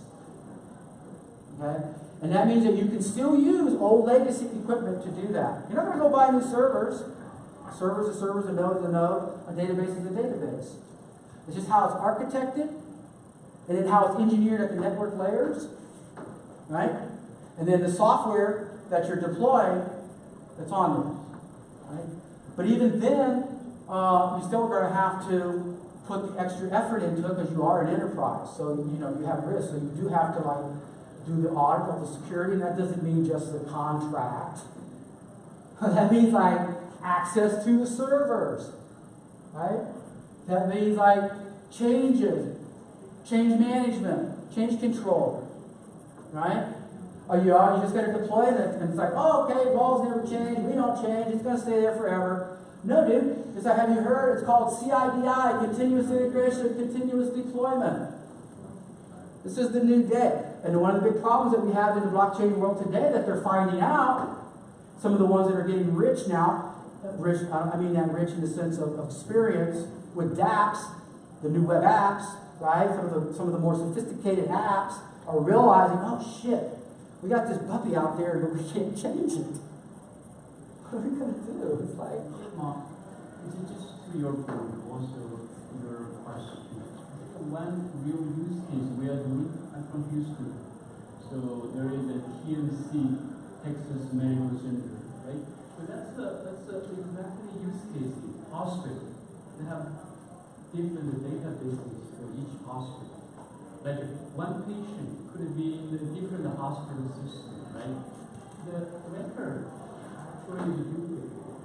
Also, it's not completely duplicated. right. There are something duplicated, something totally different. Yeah. So what we are doing right now is trying to use blockchain. So we're trying to use a Hyperledger. Right. So because you're doing a consortium, right? Exactly.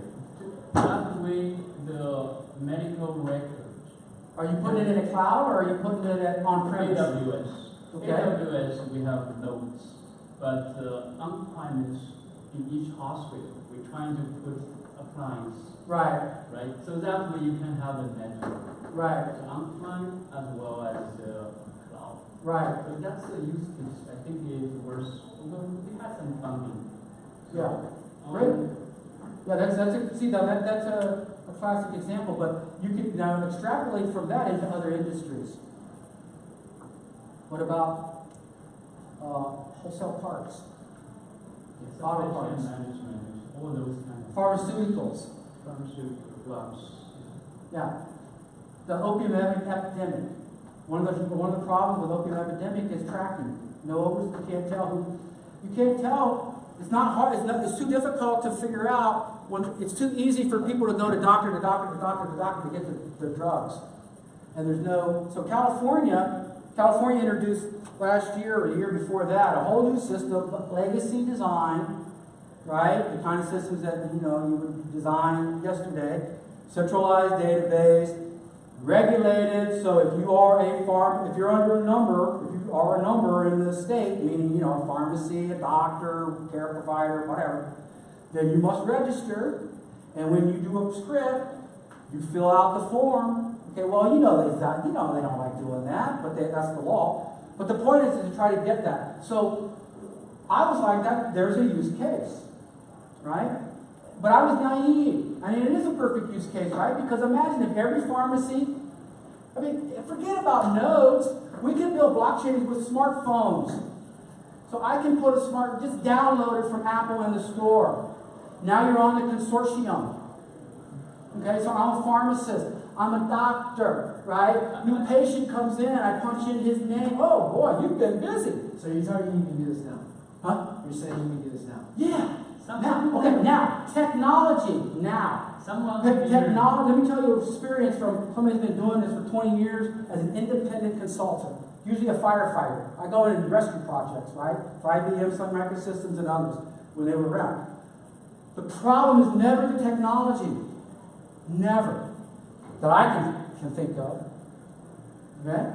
It's always communication, people, politics, motivation, career objectives.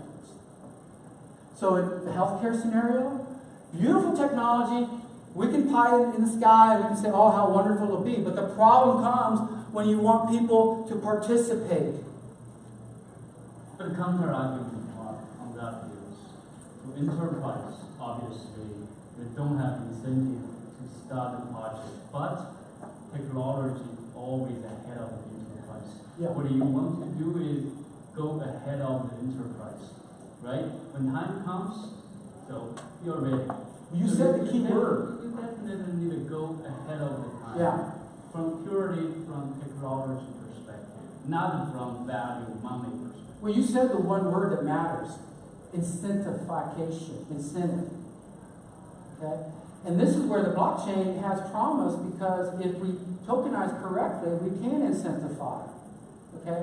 How do you incentivize? Well, the government tries to incentivize doctors to get better care, right? Because they have a program that's, doesn't work too well, but, they're trying. And it's like polarizing because they can't track it and monitor it. But the idea is that if you do good, then we pay you more.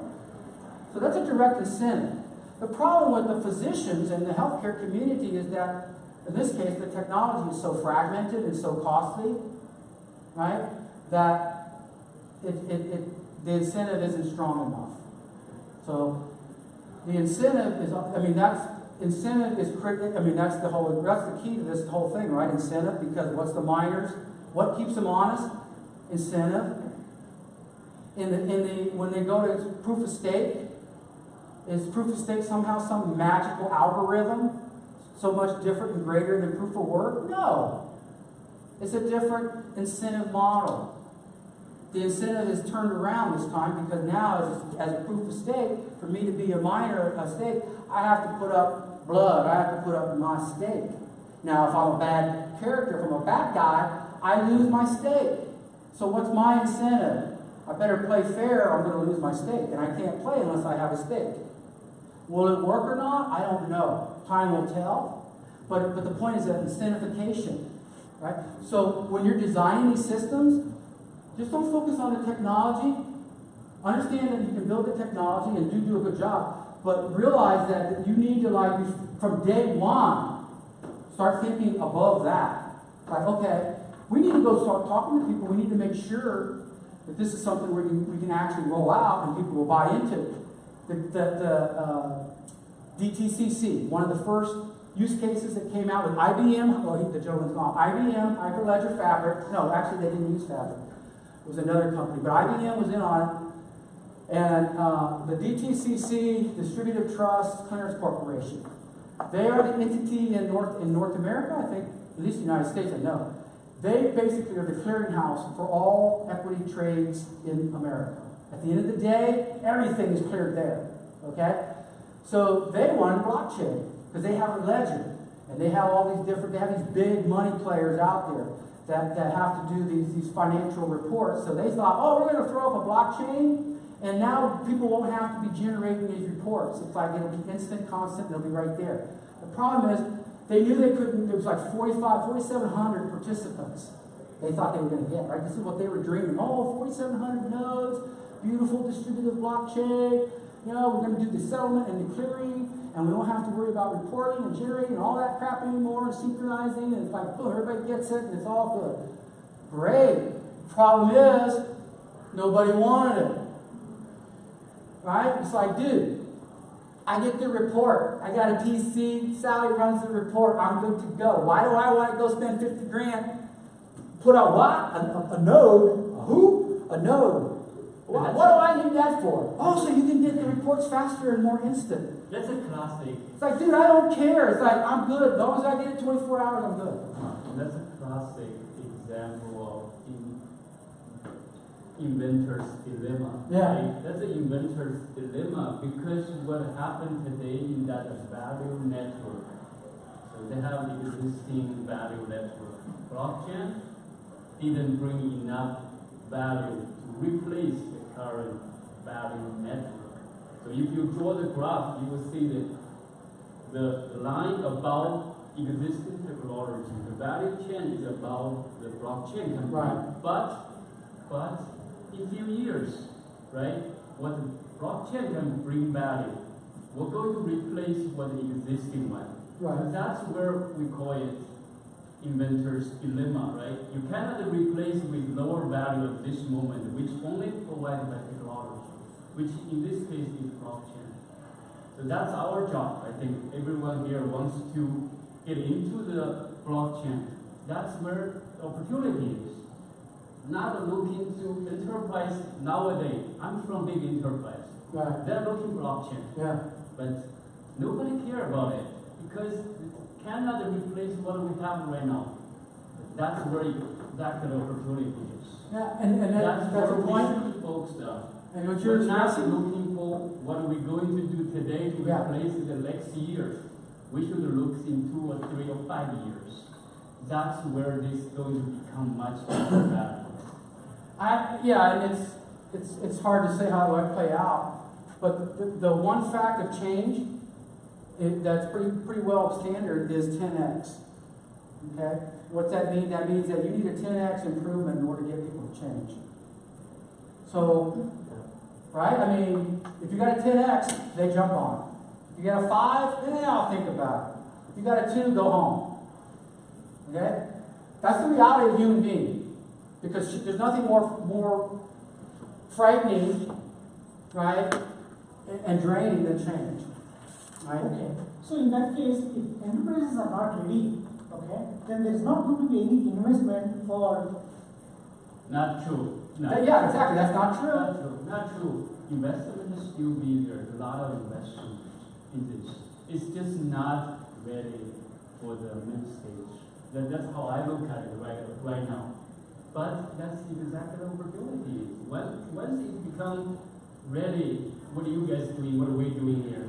Everybody wants to take the market. Right? Think about the cloud. There's still people that haven't even gotten on the cloud yet. Okay, I just read a report about a large medical consortium that just wrote their policy, finally wrote their policy that allows the cloud. And now they're moving to the cloud. Okay.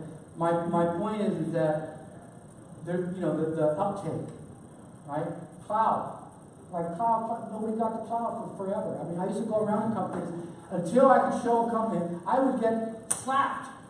Okay, and you go against the grain in the enterprise because you see somebody like me coming in and you're in the glass house, you're sysops, okay? You provision and you rack and you burn and you do all that stuff. That's your job, baby. And you get paid well to do it. The cloud is a threat. Okay? And you have to know how to approach these people. You have to, because it's a job threat, right? Automation, a threat to anyone. As soon as you walk in and you say, oh, we got this great consultant, he's got to automate our process for us. Well, these 5 girls sitting here, they're scared of crap. Scared of crap. Because you know why? Because they know 3 of them going home. Or they're going to be reassigned. Or laid off, something. Because when I'm done with the job, whatever took 5 now takes 1 or 2. Okay? And that's a reality. I did a job for a company that takes in 2% of all the order flow in North America daily. And it used to take them an hour. One girl, an hour. Okay? To do 1 order. These are ERP orders, right? For like hardware stores. So they're very complex. An hour, right? And they had like 150 of them doing this, right? $1 billion corporation, right? When I finished that program, 5 minutes per order. 95% of the girls got laid off. I hate this. They got laid off. And the processing left the United States and went to Monterrey, Mexico. I should feel really bad. And just to your point, enterprise, I'm thinking about this for technology like blockchain. If you quantify as a disruptive technology, right? If history repeats itself, 95% of the time, those kind of technology never going to come from bigger enterprise to implement into startups. Right? Majority of time, with all those tiny companies. No, and then, they are the biggest spenders. They Eventually. don't innovate. No, he's right. I'm going to They're give you the classic example of that, of what he just expressed. Right? I don't know the date, but internet. This was the internet? I can't remember if the internet was as operating then or not. But I remember this. There was the DoD, because I was in networking and all that. So there was like two main players. Like today we have Hyperledger and Ethereum, right? Or Bitcoin and Ethereum, whichever one you want to toss it up, with all three of them. At the time, that day, it was Microsoft and Land Manager, right? Novell and IPX, right? And like Banyan Vines. They all own the network around the world, around the country, right? So everywhere I go, it's all about them. And then you had companies like Cisco that were startups that would build bridges to allow the protocols to talk. Because companies would merge, and you're Microsoft, and they're Novell, but we need to transfer data, so we buy a Cisco bridge, protocol transfer. Okay? Well, that was happening everywhere. It was a nightmare, right? The DoD said, dude, this is crazy. We don't want this. So they went to DARPA, and they said, give us a protocol. So DARPA created, DARPA did, but two of their brains did, created TCP/IP, right? DoD said, oh, we love it, this is great. They said, okay, everybody in the world that does business with the DoD, you will now talk to us with TCP/IP, or you don't talk to us at all. That's a pretty good incentive. Okay? Problem was, there was a TCP/IP around. So a little company called Trumpet, right, built a stack, right? And they started selling it. And you literally could download it and buy it. I mean, this was like one of the very first little e-com, right? And it was like, that was the only way. I remember that, Chase. It was like, then there was like all these little companies started building their own stack. So now you had like 18 different versions of TCP/IP stack, right? The Trumpet was the king of the mountain, right? Eventually, Microsoft and Novell and Banyan Vine and the rest of the crew, the big guys, realized they gave up. They said, well, we're hosed. We got to put a stack in. We got to put a TCP/IP stack. It can't be proprietary anymore. Can't get those giant markups, right? So that school in the world then was forced, right, to go TCP/IP. Why was that important? Because without TCP/IP, there would be no internet. And that's what followed after that. Because once that happened and it began permeating everywhere, then there was this synergistic moment of truth that said, wow, we're sort of all connected now. And we don't really have to do a lot to talk to each other like we used to. Maybe that's why internet is so screwed up. Well, yeah, I mean, well, the internet screwed up because it adopted all that damn non-internet legacy software. Okay, i.e. Microsoft. Okay, think about it. All software that's out there, most of it, in fact, oh my God, most of it, right? It's all pre-internet. Okay? Now here's the scary part that a lot of people don't realize, that most of the internet guts is built on low-level C code that was developed eons ago, right? Before we even thought about security, before we even contemplated what a buffer override would do, or a buffer overrun, okay? Today, it's freebie for the hackers because the whole world is sitting there like Swiss cheese, okay? And there's nothing you can do about it because every server that's out there is running a Linux kernel, okay? And there's tons and tons and millions of lines of C code, okay? And it's like every now and then, right, we get a new 0 day, right? Look at how everybody used to, right? Oh, you got to run OpenSSL. It's the most secure software in the world. OpenSSL. You got to be on OpenSSL. Yeah. Bleeding heart, whatever. I mean, there's like bugs out the right, yin-yang. They're in Ethereum. They're in Bitcoin. They're just not going to be exercised until the ROI. The ROI. I'm not going to rob a bank that's half empty. I'm going to wait till the bank is full. When the bank is full, because I have a master key that nobody knows about but me and my cohorts, right? You think I'm going to go use that key when the bank is half full? No, I'm going to wait till the bank is full up. I'm going to wait till Bitcoin is rocking the whole world. When Bitcoin's not 80 billion, when Bitcoin's $1 trillion, right? Then I can use my key and walk away with 400 billion. And the world will get over it. Hey, they still got 600 billion left. Right? That could happen. That could become the greatest heist in history. Right? I mean, back to the blockchain though, what we're talking about, it's not Wild Wild West, right? Because we're talking about building enterprise systems. Because you're taking an enterprise approach, aren't you? Yes, sort of. Sort of. Just try to solve the existing problem. I mean, yeah, you're doing your, right? I mean, you're at that stage one, but at the end of the day, you've got to be a good citizen in the enterprise. Right. We're not going to replace what we have today. We just I think that's the approach, right? We're not thinking replace whatever existing EMR, electronic medical record system, or hospital information system, HIS. We just add on additional features, right? Which is not existing today, which is patient record, personal record, which can be, how to say that, belongs to the patient himself, right? Because nowadays everything is in the hospital, right? Yeah. The hospital own your record. So a few years back, I think Google tried that, what do you call that, Google Health? Yeah. Right? Yeah. First shot. Yeah. They tried to make this. Microsoft did too. Yeah, but it didn't work. Yeah. Somehow, I think blockchain maybe gave some edge to try this again. Right? So Yeah. you own your record. I think that should be the way. Your record, your medical record, your health record should belong to you.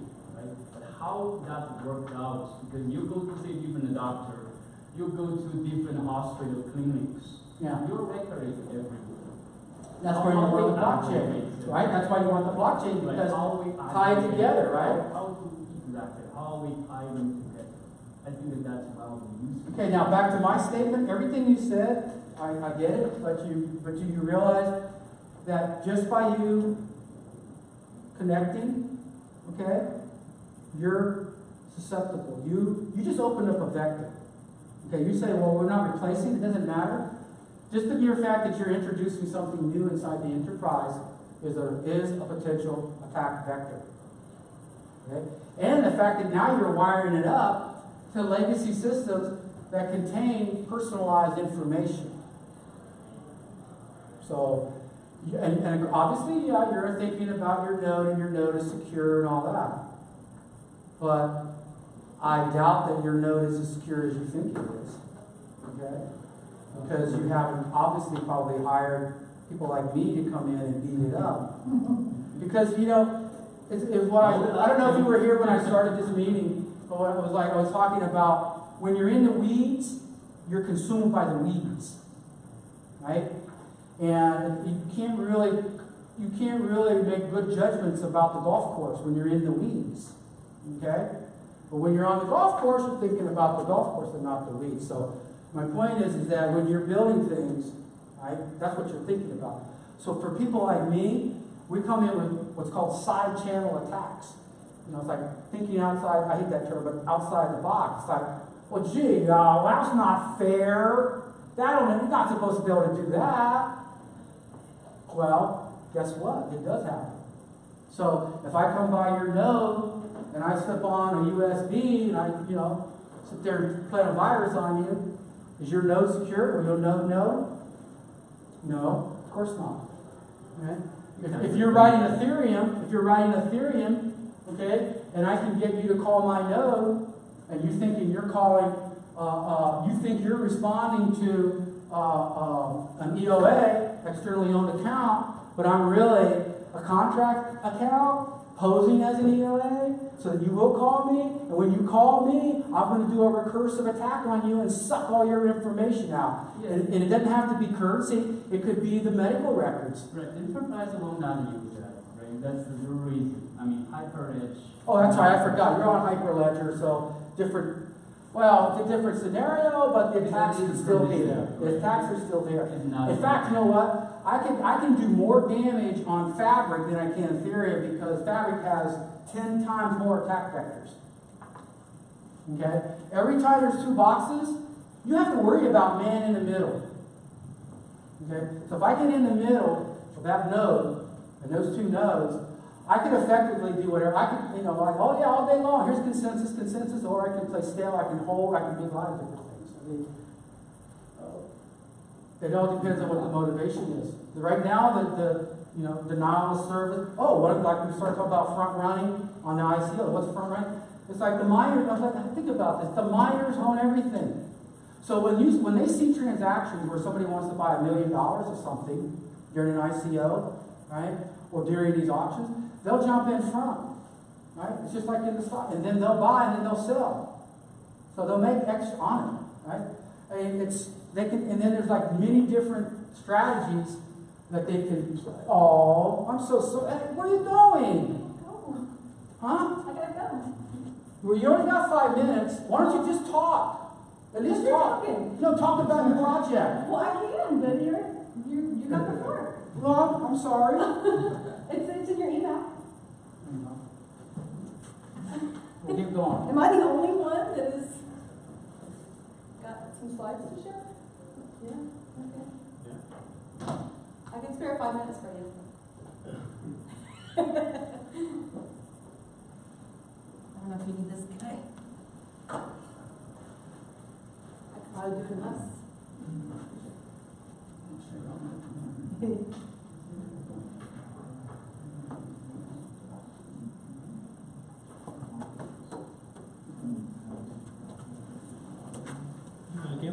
Oh, you recharging, Ted? You good? Okay. Of course.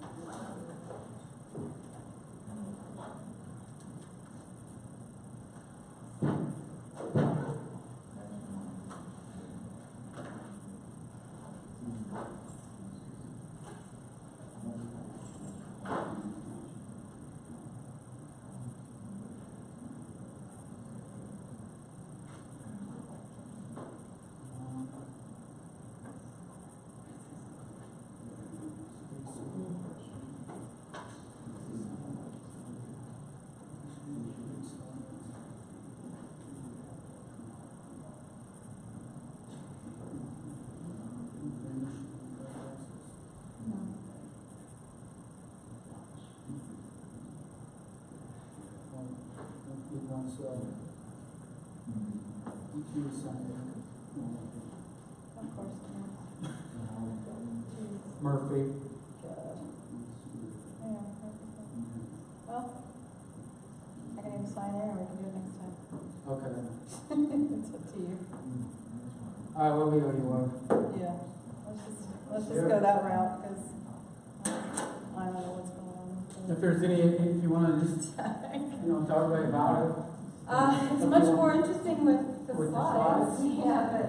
Acapella, Huh? acapella, which is. Acapella, yeah. All right, well, I'm Stacey Savage. I am a small business owner here in Austin, and I work on zero waste consulting. Austin is the only city in the state that has a zero waste policy where businesses are required to recycle and to divert food waste from landfills.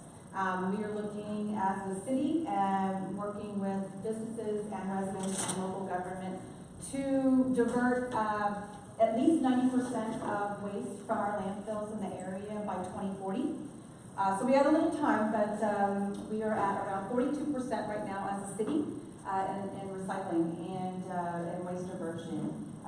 3 out of the 5 landfills in Austin are going to be closing down in the next 2 years. So we've got some pretty big changes coming our way when it comes to businesses leading the way and demonstrating that business leadership for diversion. So I am, even though I'm a small business owner, I have a team in the Dallas area called Zero Waste Advocacy, IoT, and we're using Internet of Things technology to shift the paradigms around waste across the state. Dallas, San Antonio, Fort Worth, Houston already have zero waste commitments. Dallas is about to put into place their own policies like Austin's. So we've got a lot of major metropolitan areas that are looking at waste diversion as operational efficiencies, bringing down the cost in tax dollars for businesses having to divert their waste to landfills, and also to reduce the tax burden on the customer or the resident in those areas. So what we are doing is using blockchain technology to build out a system of smart dumpsters, smart hauling, using smart contracts as well. And we are really starting with a beta test right now, and we're inviting folks to, if you have a business and you are at a location and you've got a dumpster on site, we can get you involved in our beta test, because what we're doing is right-sizing waste streams. Most companies are overpaying for services that cart air. If your bins are only 25% full, every time they get picked up and carted away, the business, the landfill company or the hauler is making a boatload of money off of you not optimizing, and they should have sold you an optimized program, but they're not going to do it. And so we want to make sure that that businesses, especially small and mid-sized businesses, are getting the bang for their buck that they should be, and right-sizing their dumpsters. So this beta test is very simple. Anywhere in the world can do it, or not in the world, probably Austin, Dallas, and in Texas is probably best for us. But it's all online, it's virtual, and it takes 1 month of data tracking. And you literally get your waste bill, you find out what days they come, and you go in, you take a look, you take a photo, track how full it is, 25, 50, 75%, 95% full, and you upload a photo of it into our CRM, into our database, and we start getting the tracking data over the course of a month. We're able to see what your contract looks like, where you're scheduled for hauling services, and if those two meet, and if not, and typically they don't, typically it's going to be really far off where you have a lot of open airspace and you're being overcharged. A lot of times, the businesses will want to do the most amount of pickups, smallest amount of capacity in their bin, their dumpster, but that allows for overflows, odors, vectors, rodents. So there's big problems around the waste stream, but if you right size, if you've got things that are, you optimize that bin space and you reduce the frequency of pickup across the board, and if you need an extra pickup, you just give them a call. They'll come and get it for you. It might just be a little bit more, but over the course of the year, you're going to see massive cost savings. And when we talk about that 10x value proposition, this is it. When we're talking about my CEO, John Bush, this is his kind of brainchild using this through the blockchain technology, is that he did his own dumpster at his Farmers Branch, Dallas area property. And they were able to take a month's worth of data, take photos, upload it, we've got that visual data, and we were able to get their waste bill from $600 a month to $75 a month. No. Yeah. Wow. Yeah. So, and it's just because these hauler companies, we have 183 landfills in Texas, and they all leak. All of them, every single one of them, except the one in South Austin. They're primo. But it's really bad. So we have a lot of landfill space. We're carting in trash from New York, from Florida, from Canada, and it's all coming to Texas. because we have so much space. We have so much landfill space. But these landfills are starting to hit their peak life, and they're also starting to close down. So we need to find a way to divert that material, and it goes back through job creation. It goes to keeping those materials local. If you can process cardboard and aluminum and glass and plastics here in the local area, Austin just did a study in 2015. 2,400 permanent jobs were created through our recycling system, and we're only at 42%. So keep that in mind. Each year we're infusing over $5 million into our local economy, our local tax base, through the sales of the recyclable material. And we're not extracting, we're not using mining technologies to extract raw virgin materials out of the earth. We're using the reuse capabilities, and we're putting people to work, and we are making a difference when it comes to climate impacts as well. So that is, I hope that was under 5 minutes. No, that's fine. That's kind of the. Can you talk more on your use? Can you go into your use, the utilization of the blockchain itself? Like you said, you have smart dumpsters, right? IoT and haulers. Yep. And so we have a front. So you're using, like, let everybody know what you're using. So let's see, we're in partnership with IBM. Bluemix for our AI. So it's Fabric. Yep, and then we are. So who's your nodes? Where'd your nodes go? I don't know that. Okay. Not sure. You might want to talk to John on that. Okay. But because I'm not the tech person, obviously. Right. But do you know anything about the dumpsters and the IoT devices? It's going to be very low tech, low, kind of low frequency, so where we can do cell tower and radio frequency. But this would be kind of the Uberization of waste. It's smart haul. You call it, the sensor technology that we have is not just for weight. So you could literally Uberize it to where anyone with a truck would want to basically get an alert in my hood. I'll take it like a cabbie, right? I got it, and go get the load. You bid on it, you go get the load, and then if you upcycle it, you bring it to a registered recycler, you get to participate in our credit reward system. And so it's backed by actual currency, which is the recyclable material.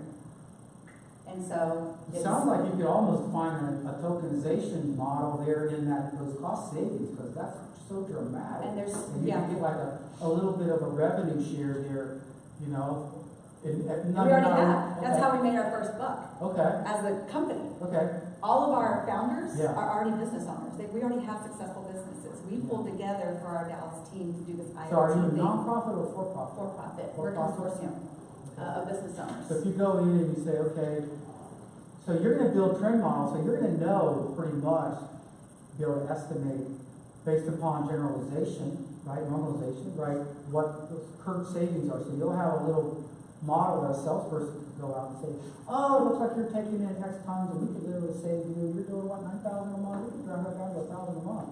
We already have approval from Hilton Hotels in Dallas and Austin, Virgin Hotels. Wow. We're working potentially with a theme park in Louisiana for diversion. So there's a lot of, it's not just the really big, folks that can save, $40,000 a year on their waste bill. Yeah. I'm personally working with Nestle Purina Pet Care up in St. Louis right now, doing an entire zero waste program just for their headquarters. Wow. Because they're paying $250,000 a year just for trash and recycling. So when's your ICO? When is your ICO? That's why I said let's talk later, because that's where we're heading. Because it's that tokenization that. It sounds like you could raise a lot of money. You don't have a token model yet, but. Well, we're talking $55 billion. No, I'm not. I know that. For what businesses pay. Yeah, $55 billion. You still have to translate that into a token model. Mm-hmm. You have to figure out how to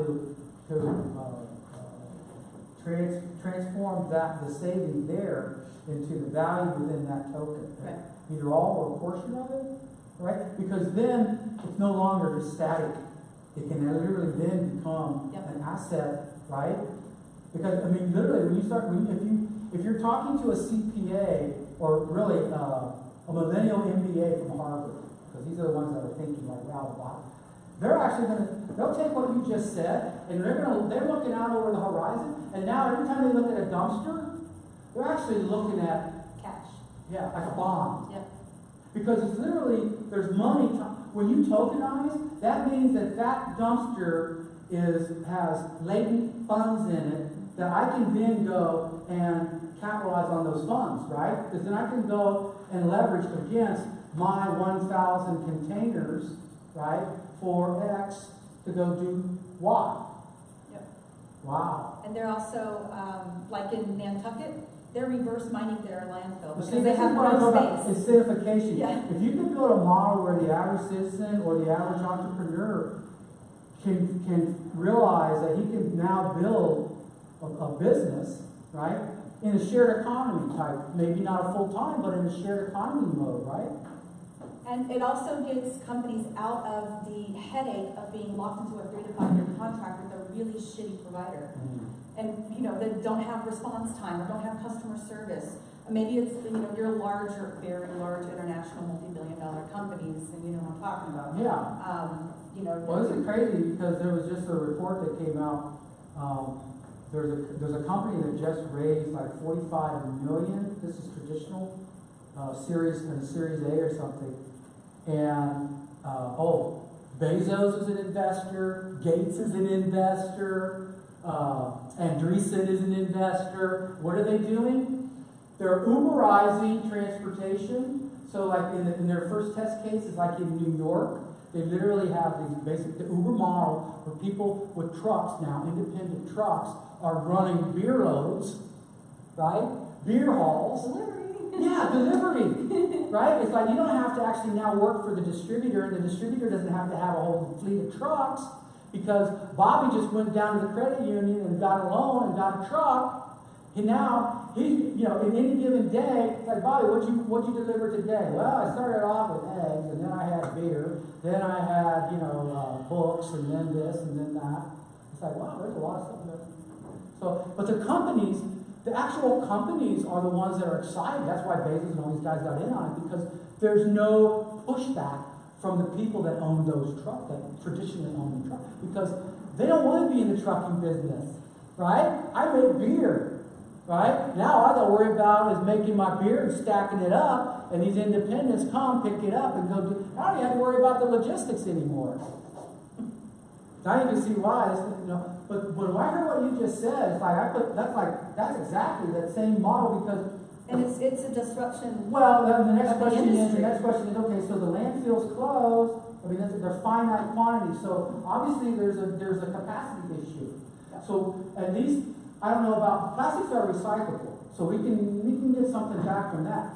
But the organic waste, right, which creates the methane, which is 50% right? of our waste stream. So now, if we combine that with the digester model, okay, again, Uberizing it with a token cell. So literally in communities, you could literally tokenize and buy these digester containers that sit in a decentralized fashion throughout the geographic region, and obviously you don't have to worry about finding them because you have apps that tell you and guide you. But now it's like Bobby can come by every morning or every week or whatever to pick up my organic waste for free, right?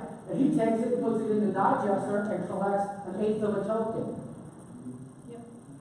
And he does this all day long, all over the neighborhood. And it's not only cleaning up the neighborhood, but what's happening to society? Look, it's like Pokemon Go. Yeah. Trash. Yeah. I mean, it's like ching, dollar bills. What's the Ching, name of the dollar company? bills. We're Zero Waste Advocacy IoT. And we're based out of Farmers Branch, Dallas area. I'm here in Austin, right down the road. And I actually service a City of Austin contract for the business recycling mandate.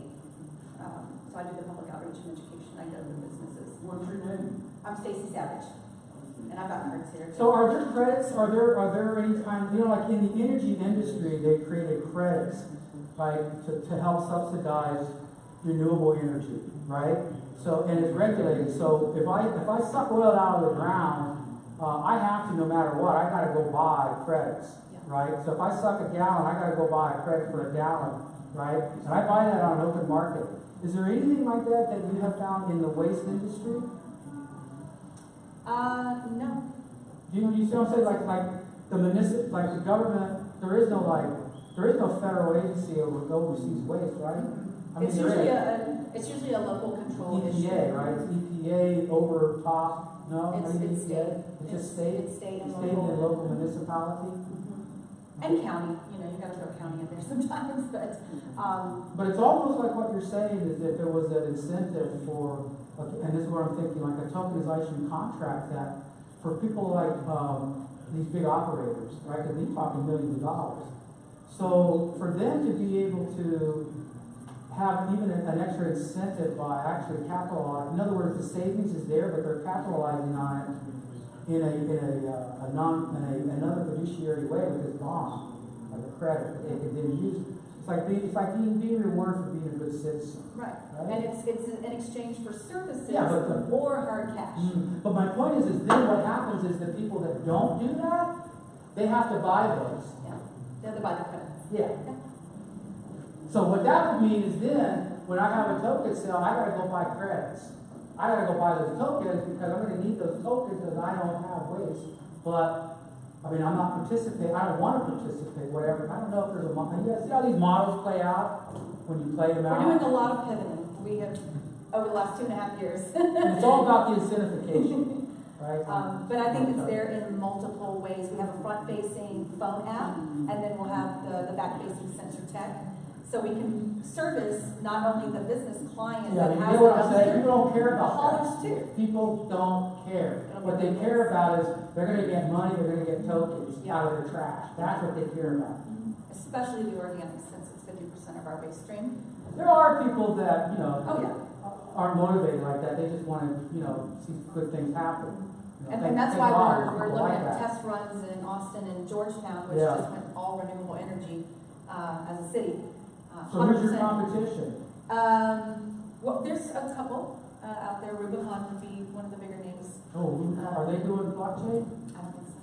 Rubicon Labs? No, it's not somebody different. Rubicon, I think out of Virginia, but Oh. they've got the pickup app and everything, but they are not moving to.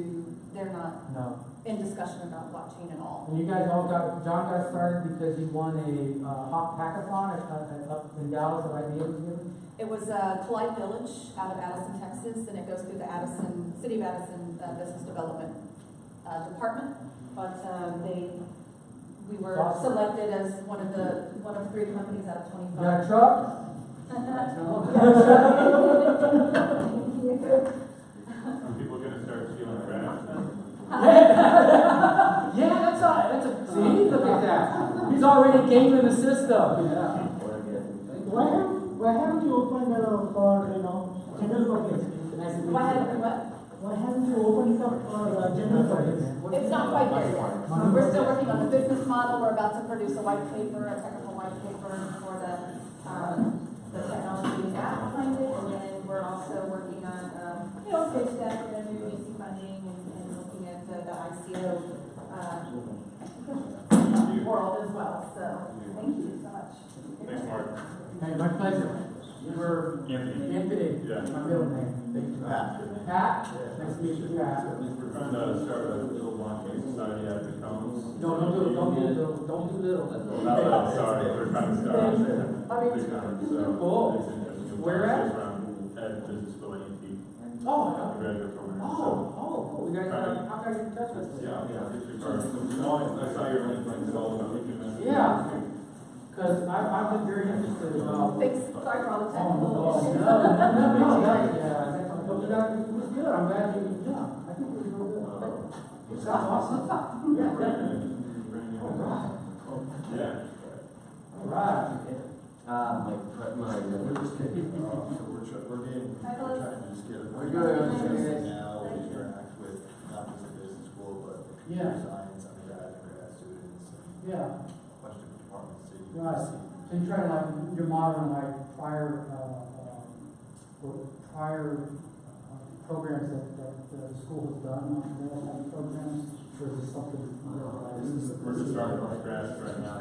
So are you thinking like Are you thinking along the line where it will be integrated into an academic program? So one of the professors is writing a class for blockchain right now. It's gonna be on probably next semester, Okay. next year, but we just, doing some informal meetings and, trying to educate some of the students on it. We're learning to do, we're learning. Yeah. So, So, and you guys are business guys, right? So you guys are, like, finance, no, I work for a manufacturing company. manufacturing? I know it's So what's your focus in business? I'm just interested in trying to do something with Do you want blockchain. to be a business owner? I would love to. Or maybe not, maybe not. Possibly, yeah. That's part of it. The group that he's done review with are not becoming the computer science. A lot of what we're doing will come at it. Is that good or bad? Either way.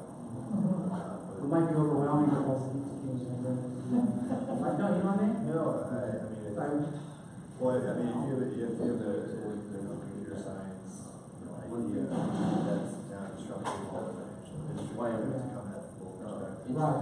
Exactly how they're integrated Yeah. together, so. That's why we're trying to get into these meetups, just that a little bit more knowledgeable. so it's like, it's important to understand the concept and fundamentals of consensus and the various models and so forth. But tear apart the math and the theory behind it might be too much. That's something that we do reserve for our postgraduate class, right? Because it's sort of like, do you have to know assemble an engine and understand the physics of your engine to drive your car? No. Blockchain is the same way. Yeah, I think we're probably coming at it from a pretty high level in that. I know we're probably especially when you're I'll keep you Please do that, because I've been burning to find a way of uniting the UT communities, because when I look and I read and I see other communities that are tapping into their universities, it's hard for me because I don't want to fall behind. You have so much talent here, right? And just keep the fire burning, get it going. I mean, the university is a medical institution where there's a lot of people who have something that's I mean, we're trying to go get momentum, so. Perfect time. We'll be able to help you, we'll be able to help you. Yeah. Like that too. I think it's a perfect time, and I think probably will be should be well received. I think we have that so far. It's not, because the timing is right. If you would have tried this a year and a half ago, it would have been bad, because people were, the association between Bitcoin, bad Bitcoin, and blockchain were too intercoupled. Today, you can talk about blockchain, without ever mentioning Bitcoin and all that. And yours? So, Thank you. my Yeah, sure. pleasure. Let's do an estimation.